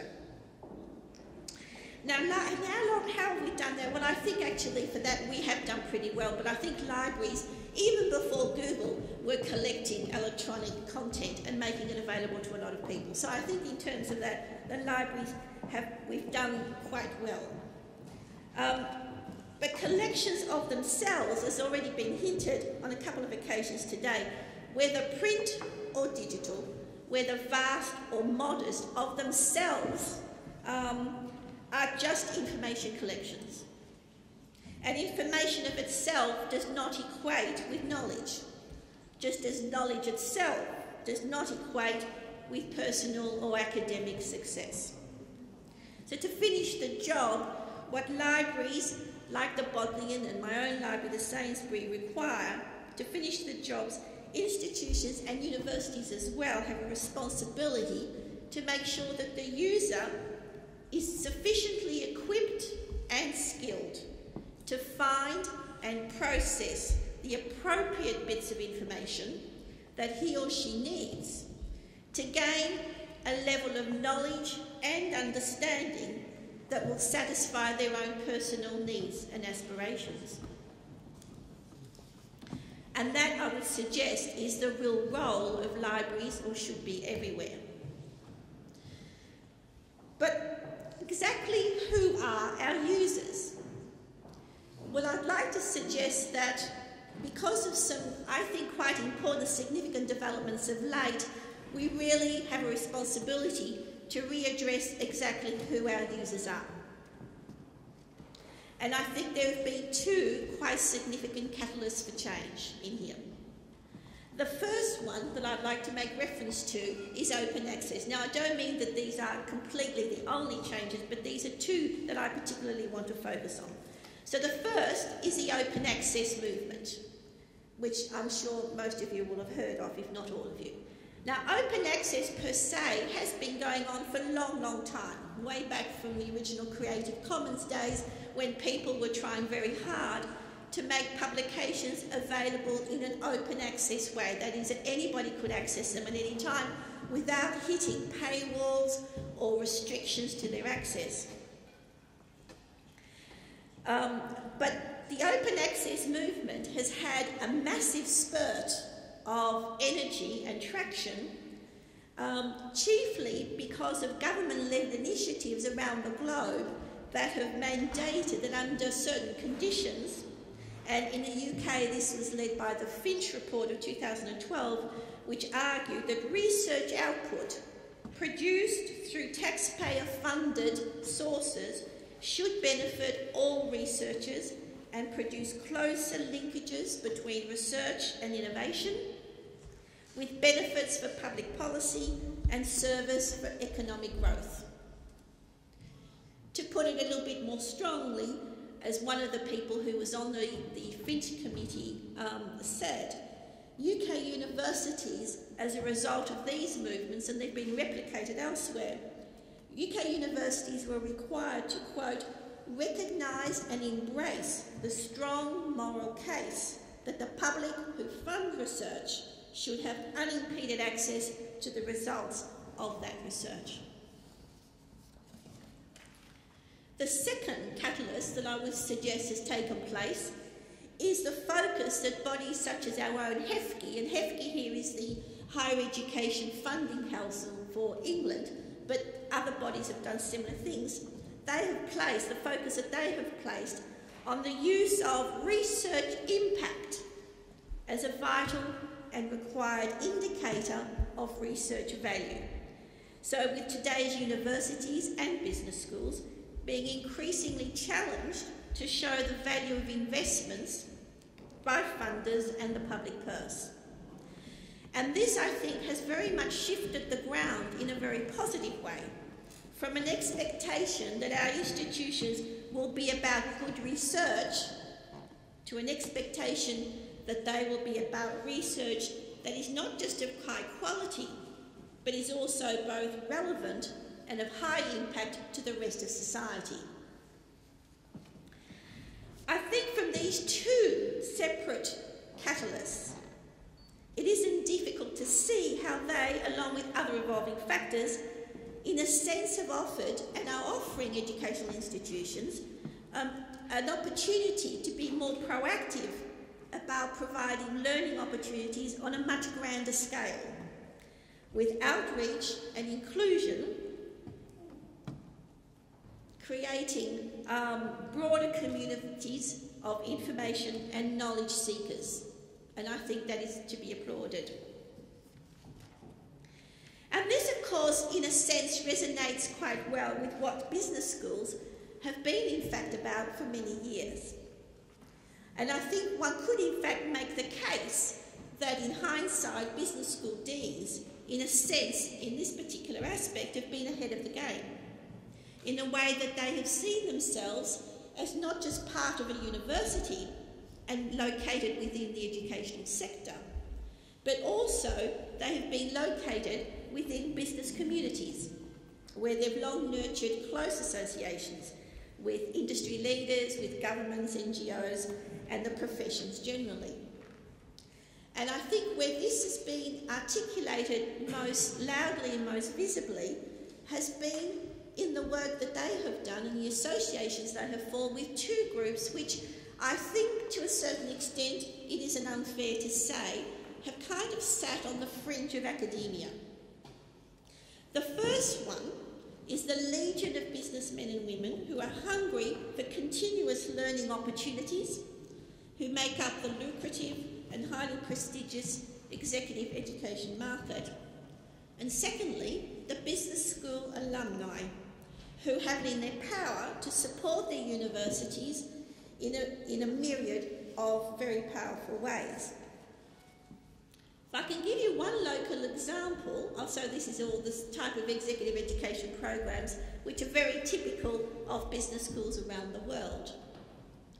To give you an example of where within, say, business school, this concept of bringing in people who has largely been on the fringe and trying to bring them more into the community of voices that are being articulated at the school is the Go-To program. If I could recommend anything to you, sometime in the future, if you could go on to Google or wherever and do, say, business school and Go-To and just listen to this video, it will explain what the Go-To program is about. And I think it's very informative to listen to Peter Tofano, whose voice is there, explain the underlying theory and concept behind the development of the Go-To program.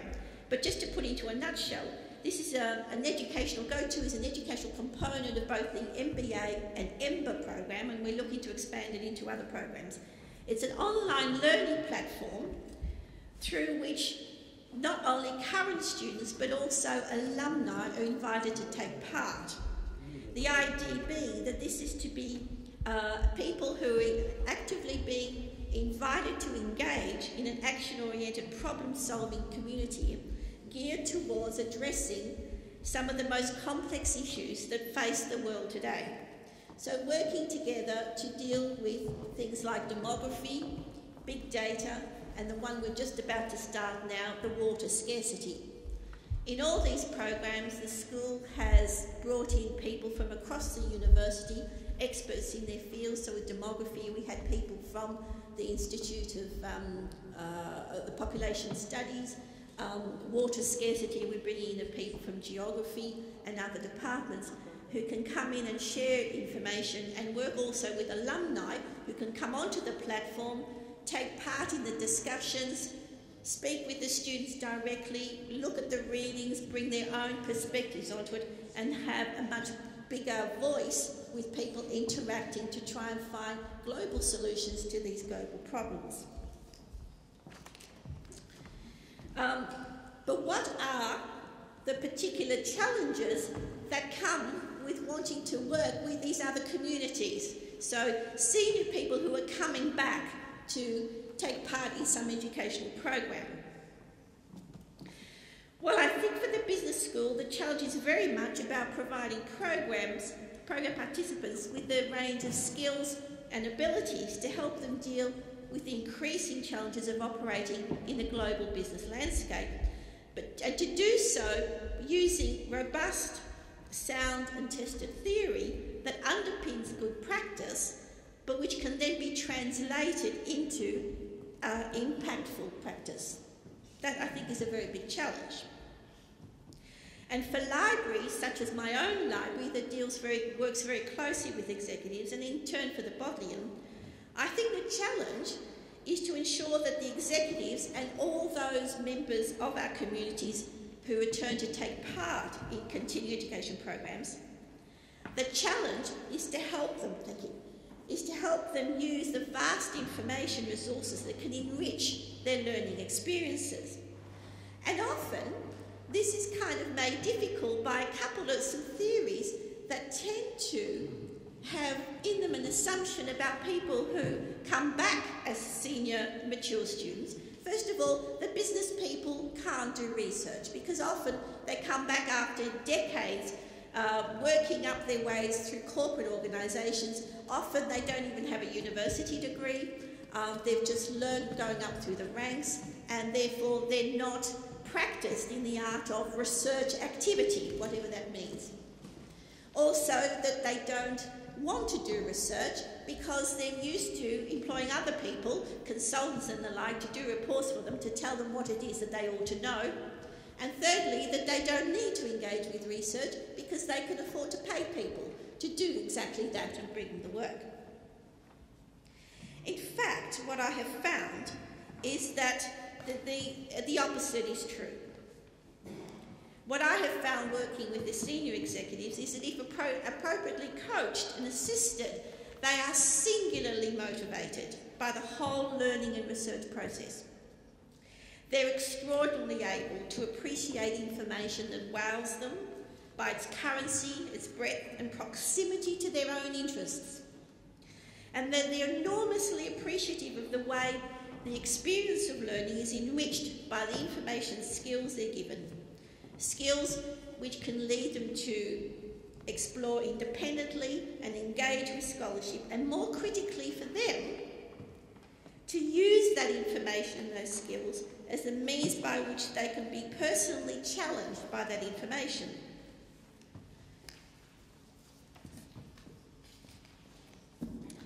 And what can we libraries do? Oops, to meet these needs. Oh, something's happened. Okay.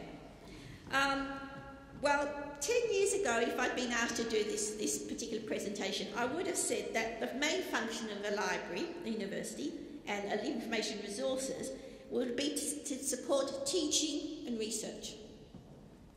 Somewhere, lurking quietly within that, but in a rather modest sort of form, would have been the little matter of learning.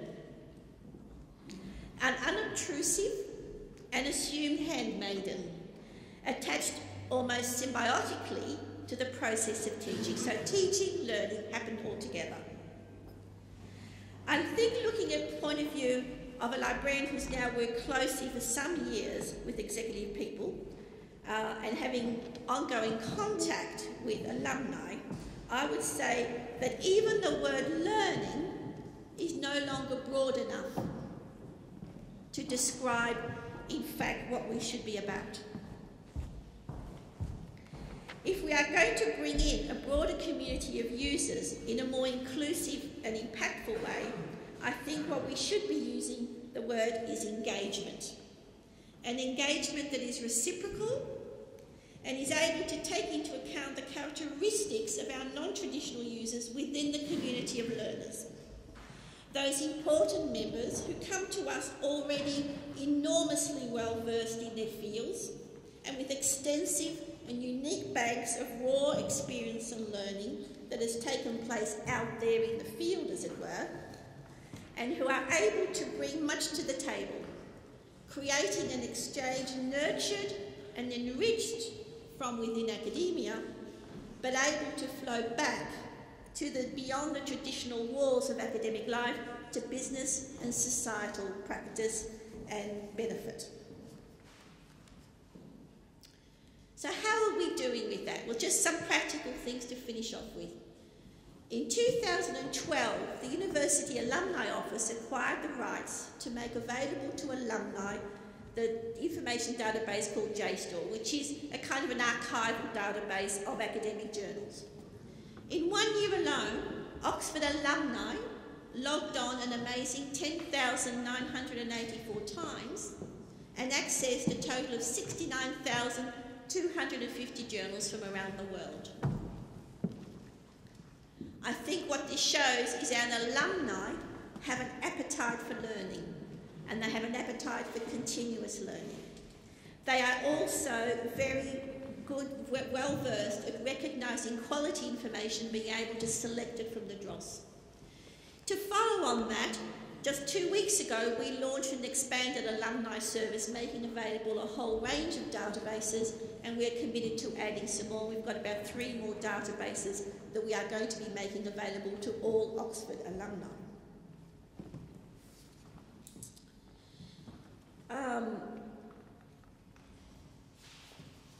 So what does it mean to have access to information for these people?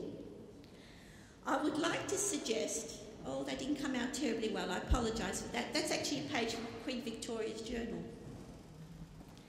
Now, if the Bodleian Library's combined collections are like a mighty ocean, it's precisely because as more and more of our collections become available through our digitisation projects, the sheer scale, the breadth and depth of the collections, that they can immerse themselves is really what is of value here.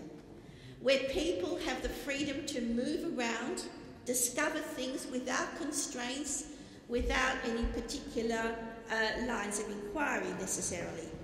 To wade out and linger, sometimes in some quiet pools. Here's a letter from, oh, that didn't come out too well again, my apologies. That's a letter from Gandhi to Charles Andrews, where he talks about civil disobedience, untouchability and fasting. These are all from the Bodleian's collections, I have to tell you. And this is kind of interesting one. This is a telegram from the Titanic by one of the survivors. This belongs to the Marconi collection that the Bodleian acquired some years ago. So it's some really interesting things. But what is important, and these are just a few of examples out of the thousands and thousands I could have selected, it's because the vastness of the collection, which allows people to wade out and linger in some quiet and intimate pools to reflect and contemplate, or to dive deep into the depths to see what lies below the surface and discover landscapes previously unimagined, or to head out to another shore entirely, to look back and observe a coastline from a completely different vantage point. This is just a few more statistics about how well the resources have been used. In the end, I think what libraries increasingly are going to become about, as universities I think are going to become about, is not just teaching, but outreach and engagement, all leading to enrichment. Thank you.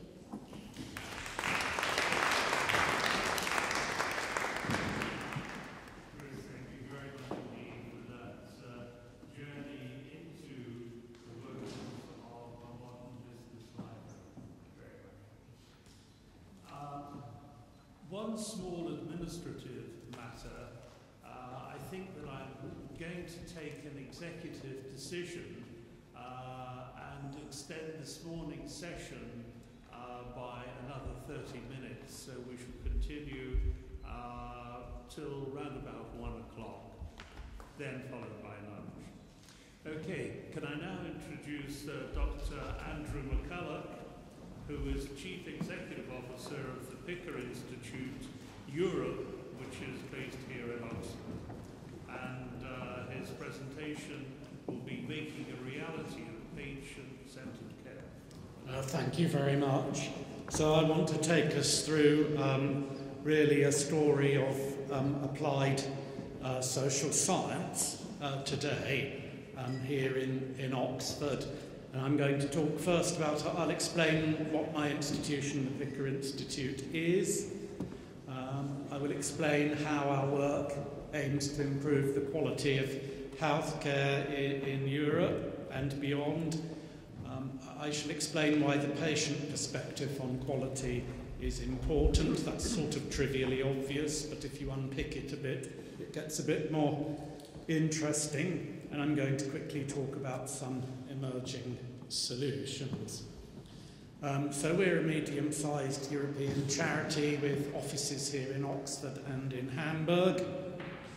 And our work is to use a policy and research into practice model. In other words, it's applied science, applied social science that's actually seeking to have a result in the real world in terms of patients' experience of healthcare. And in doing this, we have a variety of underpinning models. I think the most important two are really about patients' rights, if you like, or what patients' expectations are, consumerism, and also the industrial model of quality improvement, which was founded in places like the car industry and the aircraft industry, and where uptake has really been relatively slow in healthcare. We're probably about 50 years behind some of our colleagues. And we are a business. We have to earn all our money through grants or contracts, but we're also a charity, so all surpluses that we make are put back into our research. And we're a values-based business based on the PICA model of quality healthcare, which originated in the United States as the result of funding from a philanthropist called Harvey Picker. And we have a particular focus, perhaps unlike some survey companies or research companies, on neglected groups such as people with mental health problems. And we're also interested in expanding into other health jurisdictions outside Western Europe where we currently work. So our methodologies are to do survey and qualitative research of both patients and staff, collecting data in traditional methods and new methods such as tablets, kiosks, mobile phones, etc. And we also research the methodology, so we try to develop better techniques of collecting our data. We also, unlike a survey company, offer to work alongside services to help them understand the feedback that they're getting from patients and turn it into quality improvement plans. Those are some of the countries that we are currently working. Oh, you can't see that up there, sorry about that. You have to look over here. We're working mostly in Western Europe, but we also are currently working with Hong Kong, Jordan, Australia and New Zealand, for example. Here we have the basic principles, the basic values against which we work, of which I'd just like to pick out one or two. These are evidence-based principles, so there's sort of crossover between research outcomes and values. And I think involvement in decision-making and knowledge on the part of patients are perhaps core to our model, if you like, of the empowered consumer. This is kind of a joke, this slide, but I'm afraid actually this does happen, and specifically that this has happened. And here you're talking about total disempowerment by the clinician. This, of course, is relatively rare. What's more common is for clinicians to perhaps take the lead when perhaps the patient could have been encouraged to be an equal. Okay, so does it work to collect data about patient experience? And we collect a hell of a lot of data. Some of the sample sizes of our surveys are 160,000 patients in England, for example. That's collected every year in acute inpatient care. So here is what happens if you give a hospital. This is in Southampton, which is a medium-sized city in southern England.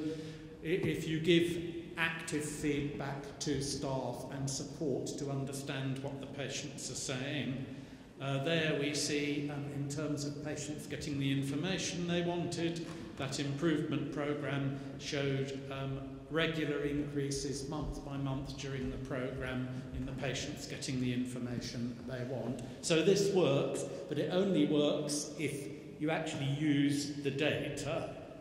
a flaw in our business model, if you like, is we collect the data, we can't make people use it. It's exactly the same flaw in universities' business models, of course, to some extent, although they operate on a grander scale.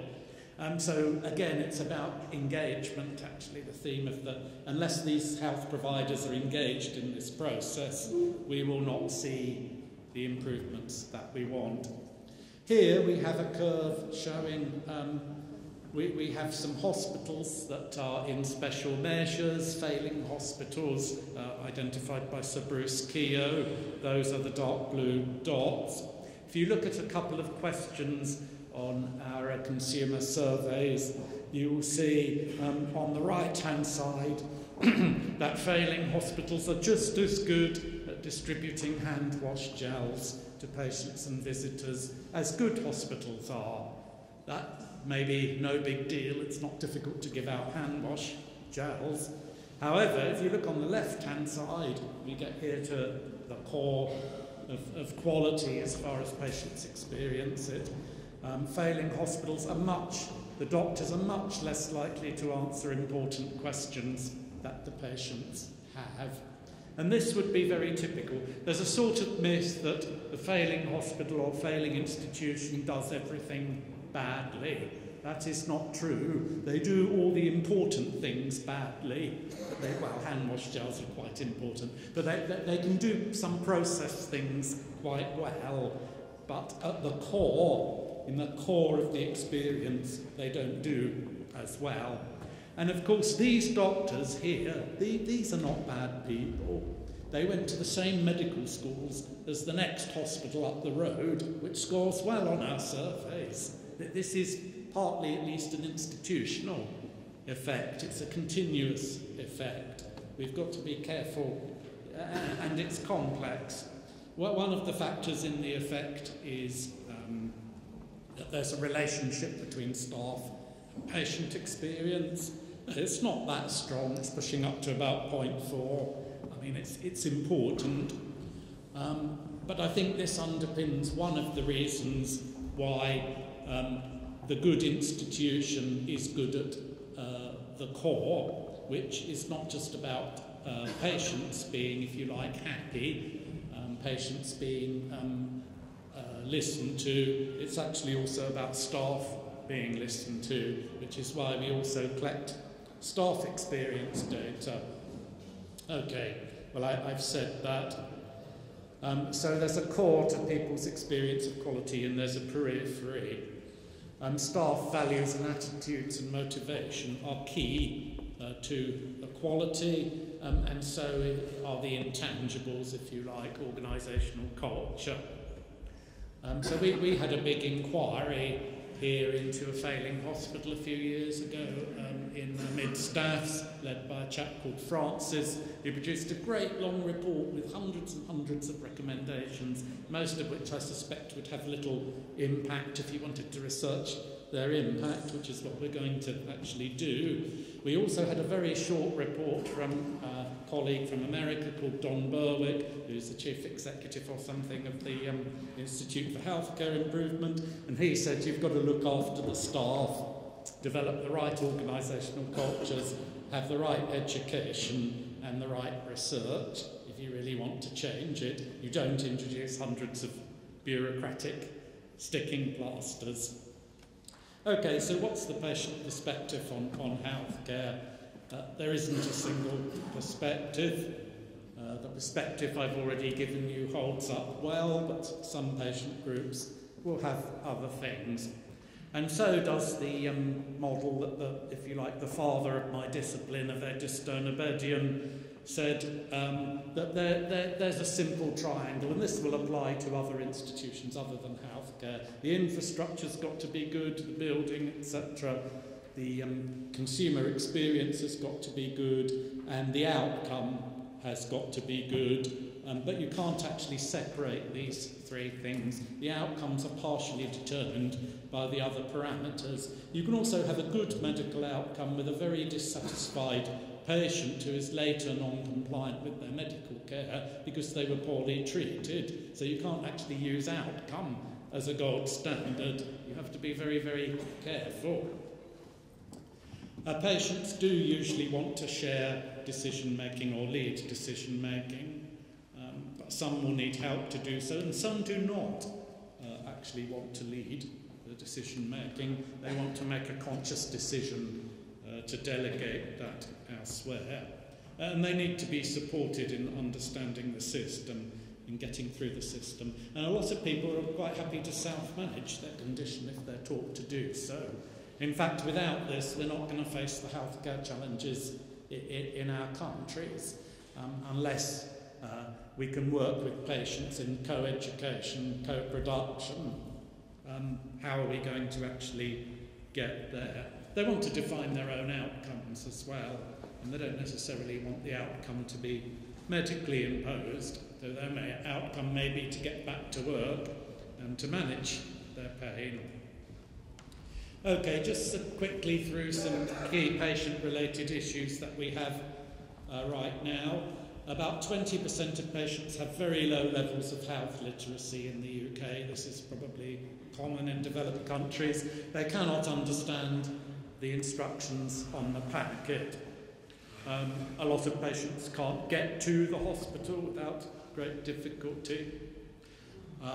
A lot cannot hear what they're told, not because they're stupid, but we're talking here about the nature of the consultation and the anxiety around the consultation and the speed of the consultation and other issues like that. Groups from ethnic minorities require appropriate healthcare and an appropriate response.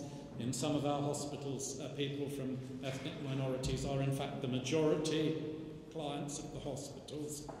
And understanding is key. So we have treatments that meet gold research standards. They meet randomized controlled trial because in vitro they are effective, in vivo they are not effective. And this is because of clinician and patient behaviour and the context of the delivery. So we cannot assume that the hard research is actually telling us ultimately what the effective delivery system is. Here are some patient priorities in England. I don't want to keep you from your lunch too long. I won't go through them all necessarily. A lot of them are pretty obvious. Access is one we do rather well in England, but some of the others we do less well. And a critical one in our complex society is actually helping patients get through the system.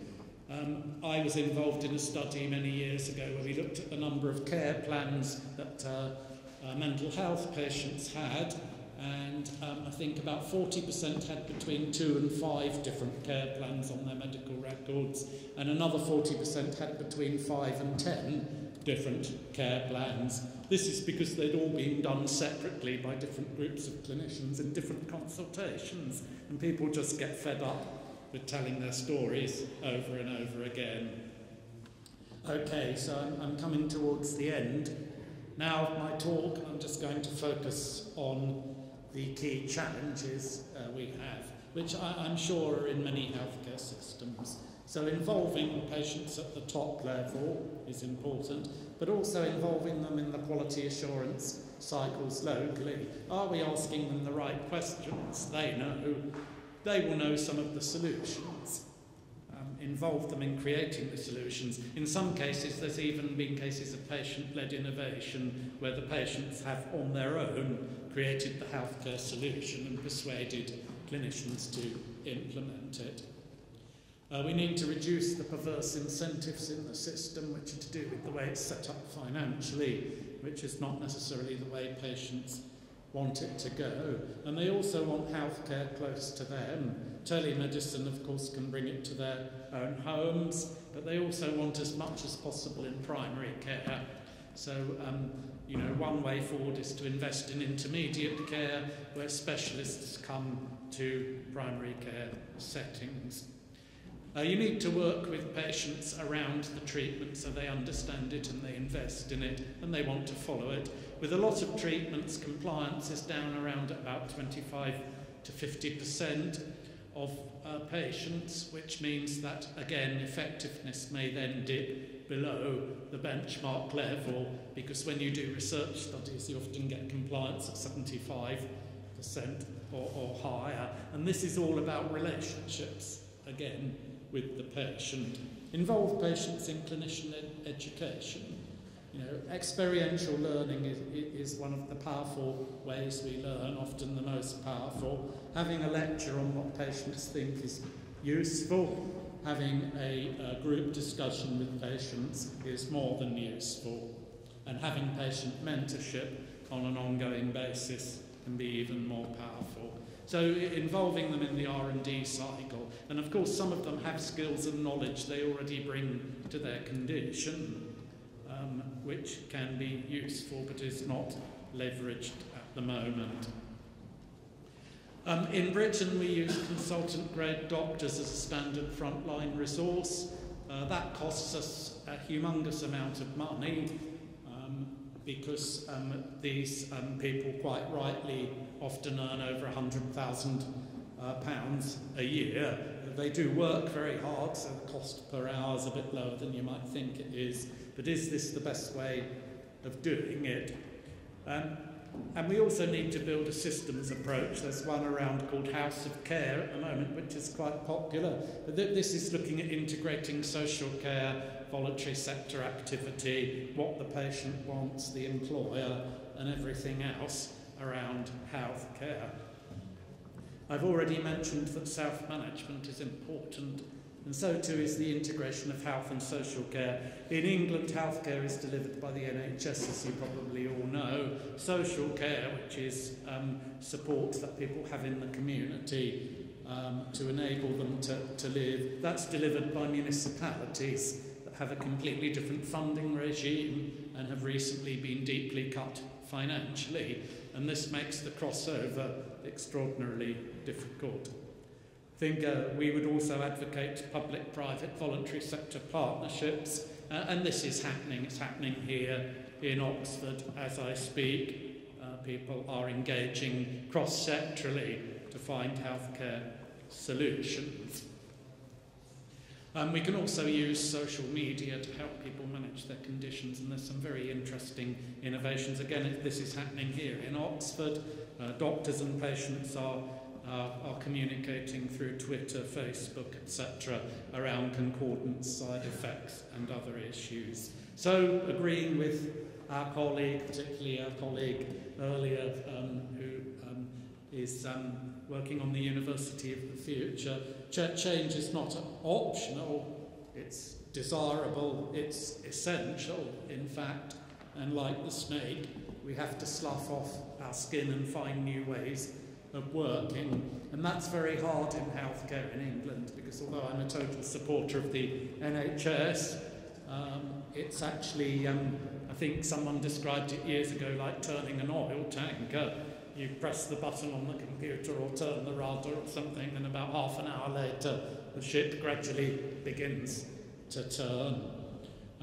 But we're going to have to find new ways of working, because with the elderly population that we have, the lots of people living with multiple long-term conditions, this is now the main driver. Acute care isn't the driver any longer, and we need to find new ways of working. Thanks for listening.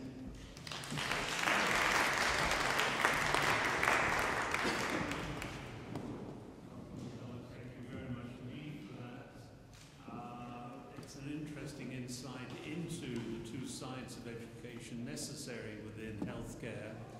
I must confess that as I get older, I feel myself become increasingly a statistic and ill-informed in terms of what I may need and when I may need it. So, yes, very interesting presentation. Thank you very much indeed. Now, I'd like to quickly make an announcement on a change on the programme. My colleague here, Mr. Sidhu, who is scheduled to make a presentation on intellectual property from a lawyer's point of view here in the UK, has graciously agreed to turn what was going to be a paper into an informal workshop over the lunch period. And those of you who have particular concerns or issues associated with intellectual property here in the UK are welcome to talk informally with him. So thank you very much indeed for that. Which means we now move on to our final main speaker for this morning, Professor Dr. Valeria Mikhailovich. Would you please take the podium?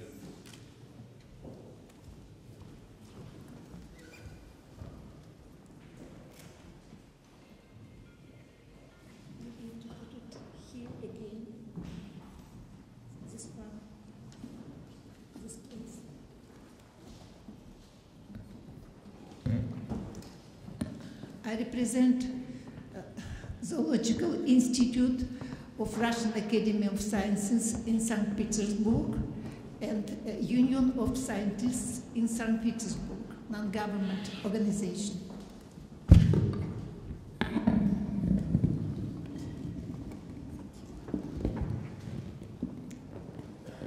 In spite of my bad English, I will try to speak English.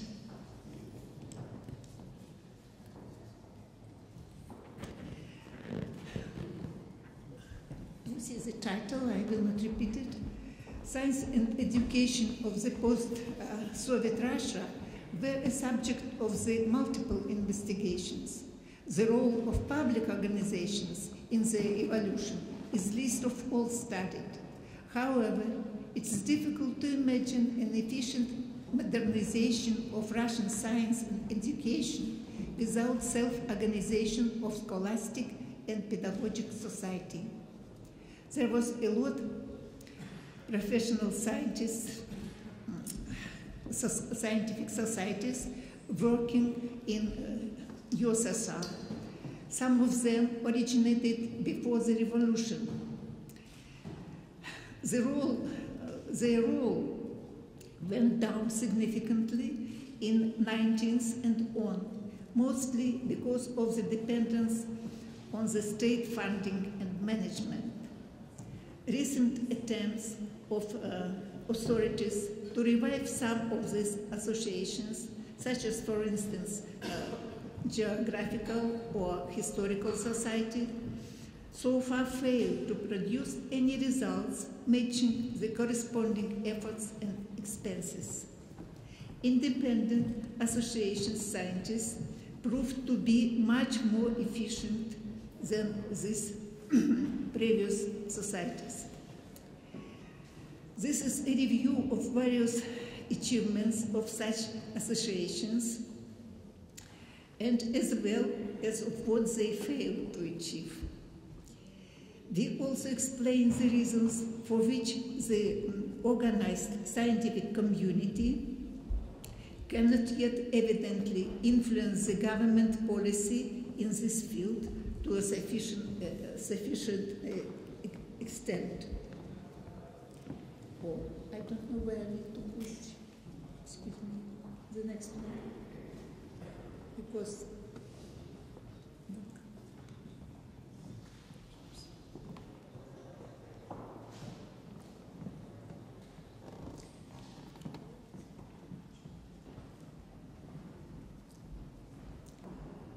in 1989, the St. Petersburg Union of Scientists and Scholars, which I will later name SPAS, was organized mainly by a group of people from the Russian Academy of Sciences, fighting at that time for the election of academician Sakharov to the Supreme Soviet of the USSR. SPAS now counts 25 years of an uninterrupted successful operation, a long and rather unusual term for any non-government, non-profit organization in modern Russia.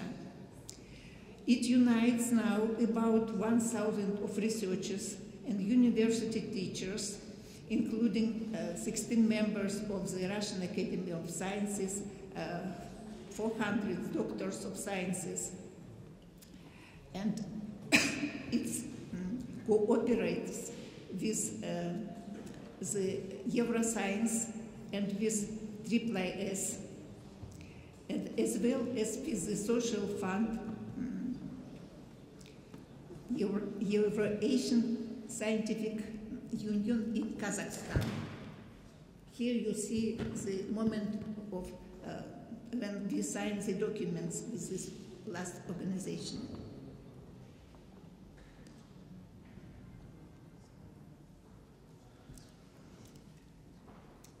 SPAS was many times proposed to become the foundation of some all-Russian organization, but its fundamental principle is horizontal network.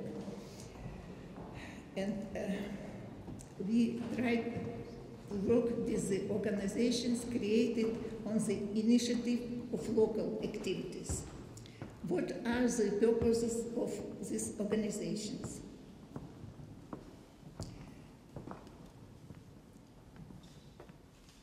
For the science community, these points of goals. And for the government, the next one, and for the society, also the next one. Such is the SPAS agenda declared in its character. So what part of this mission have we managed to implement in these 25 years? And annual meetings of the SPAS, which include scientific sections, at the sections acting within SPAS, at its scientific centers and permanently held seminars, a continuous scientific exchange take place. As an example of such exchange, the Darwin discussion seminar, which you can see below.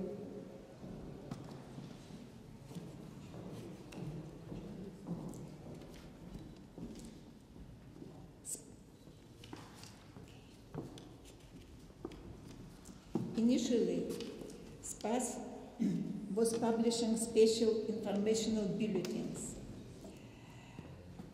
And during its existence, it edited a rather significant number of books which were published under the auspice of the SPAS. And it also has annual SPAS meetings and informs the scientific society about the grants and educational programs which are announced.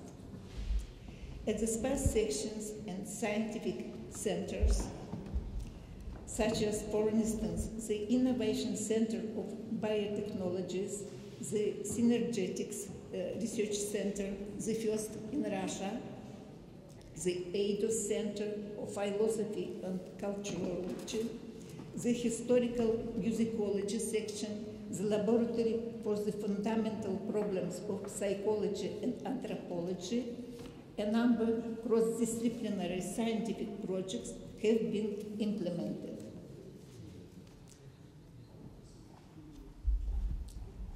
In the collaboration with the Relic Museum in Izvara, we managed not only to save this unique estate, but also to go ahead with the program, including both complex ecological and archaeological studies, and cultural and educational work with school students and museum visitors.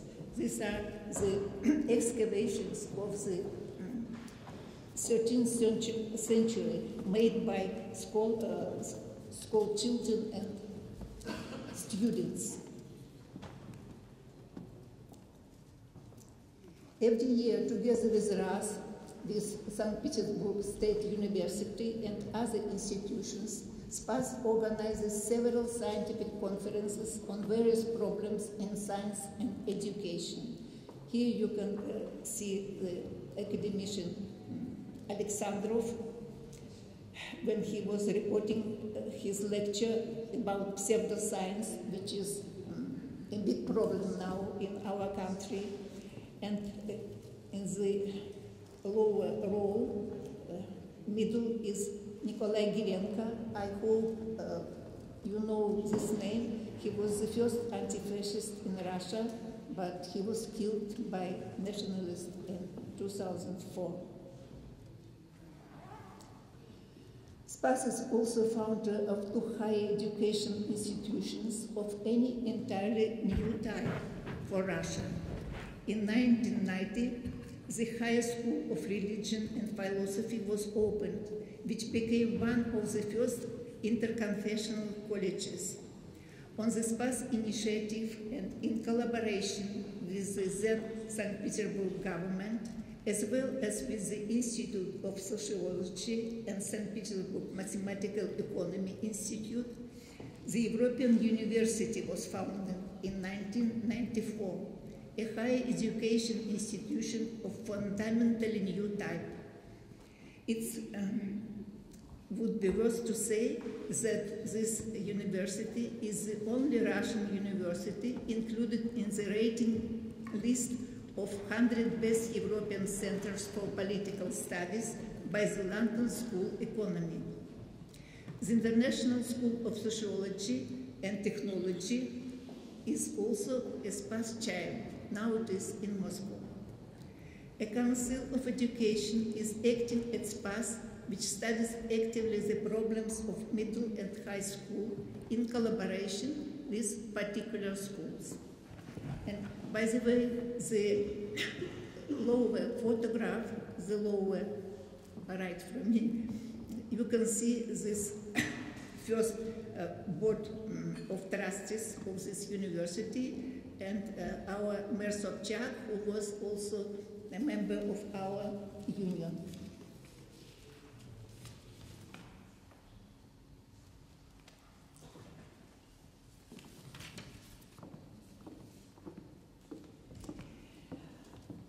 So Spas is publishing a lot of editions, periodical popular journal for teachers and scholars. You can see some of these issues at this table, and some books. And also, Spas members explain science advances for public on TV, radio stations, in the city newspapers, and the annual sessions give lectures to the school and college students. Unfortunately, the number of educational TV and radio programs, as well as newspaper publications, is dropping constantly in accordance with our current media policies.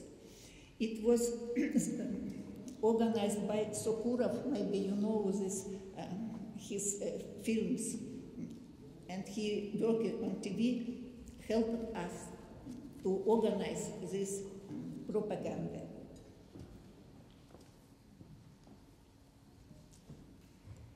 In the 90s and beginning of 2000s, Spas was interacting efficiently with power at both regional and national levels. For example, in 1997, we at Spas carried out a discussion of the project of the state law of science, the first ever public discussion of a law in the country. The Spas representatives were on board of public councils on the science and education at both the State Duma, it is our parliament, and St. Petersburg government. For a while, the Spas members were among the Duma deputies and high-level administrators of the Ministry of Science and Education. Due to this, Spas even managed to pass an amendment to the budget codex of the Russian Federation, which allowed one to fund grants through the public organizations, not through the government. This situation has recently changed, unfortunately. As before, Spas is sending its suggestions on science and education reforms to all organs of legislative and executive powers. But those who are at power now are not inclined to listen to the opinion of scientific community. A bright example of this is the recent reform and, in fact, a liquidation of RAS, as it existed for centuries. The dialogue of scientists and educators with power is currently made very difficult. Nevertheless, the science community representatives, with space among them, are participating in the work of the Public Council at the Ministry of Science and Education and trying to interact with the recently created Federal Agency of Scientific Organizations in Russian FANO, which is, it is spelled not very beautiful, and with the Petersburgian government. The attempts of a dialogue with the Russian business were so far also not very successful. No doubt it is related to the raw material character of Russian economy, insufficient industrial demand on the high tech, as well as a rather uneasy situation with the small and medium business in Russia. Discussions with the authorities in culture also took place. You can see this discussion of one of the leaders of our Space Union with Solzhenitsyn.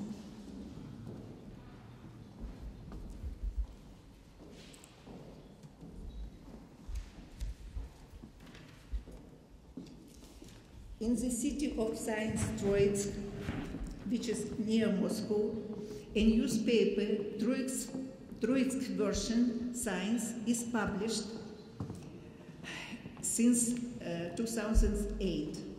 It discusses actual problems of science organization in Russia, the projects of new laws and executive orders related to science and education, and the problems of education. Popular science articles, public lectures, and grand announcements, and so on, are also published on the papers of this newspaper.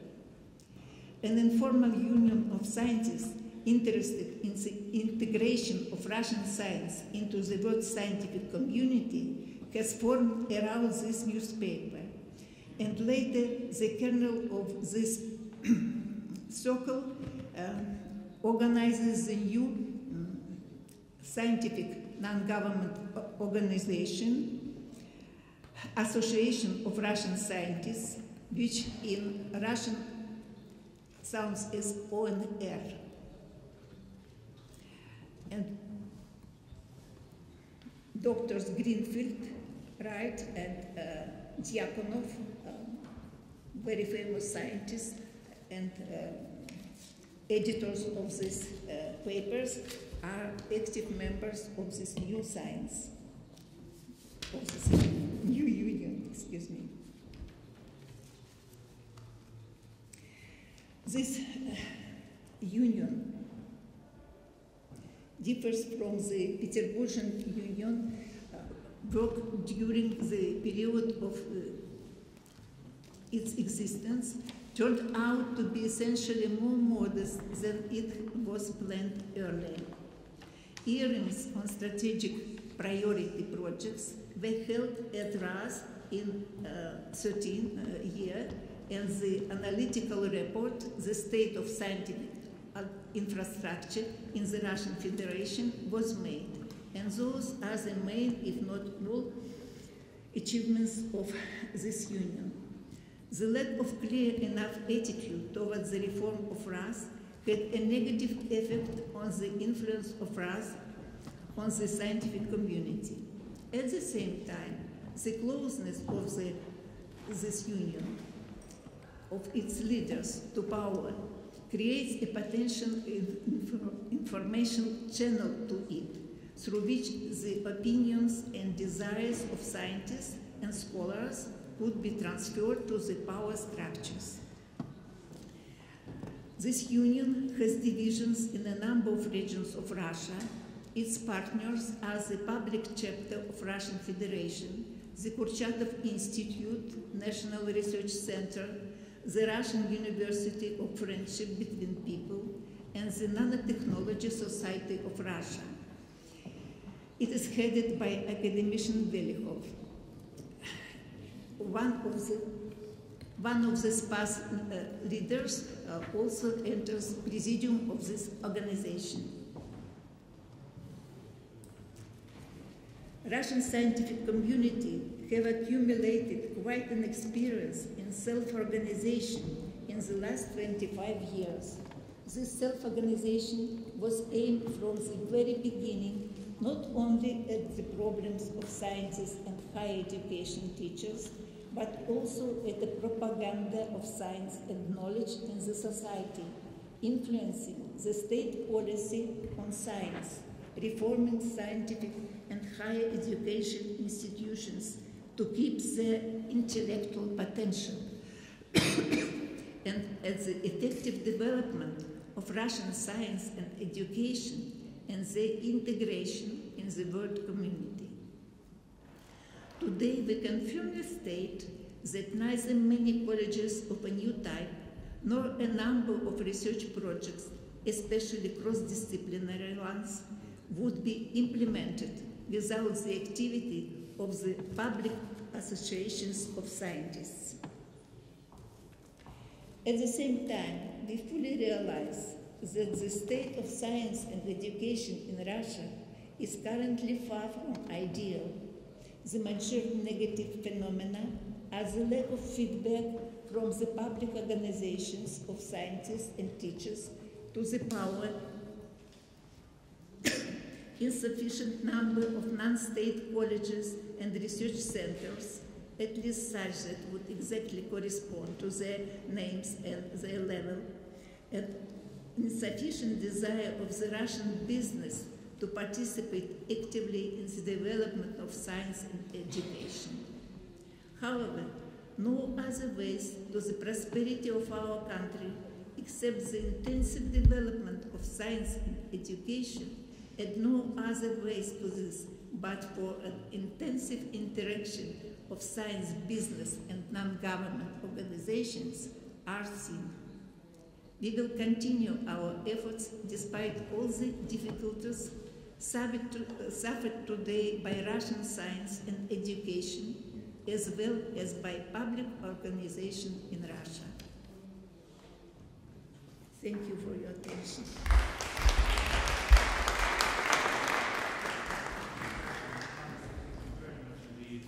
Interesting insight into the workings of professional science organizations in post-Soviet Russia. Thank you very much indeed.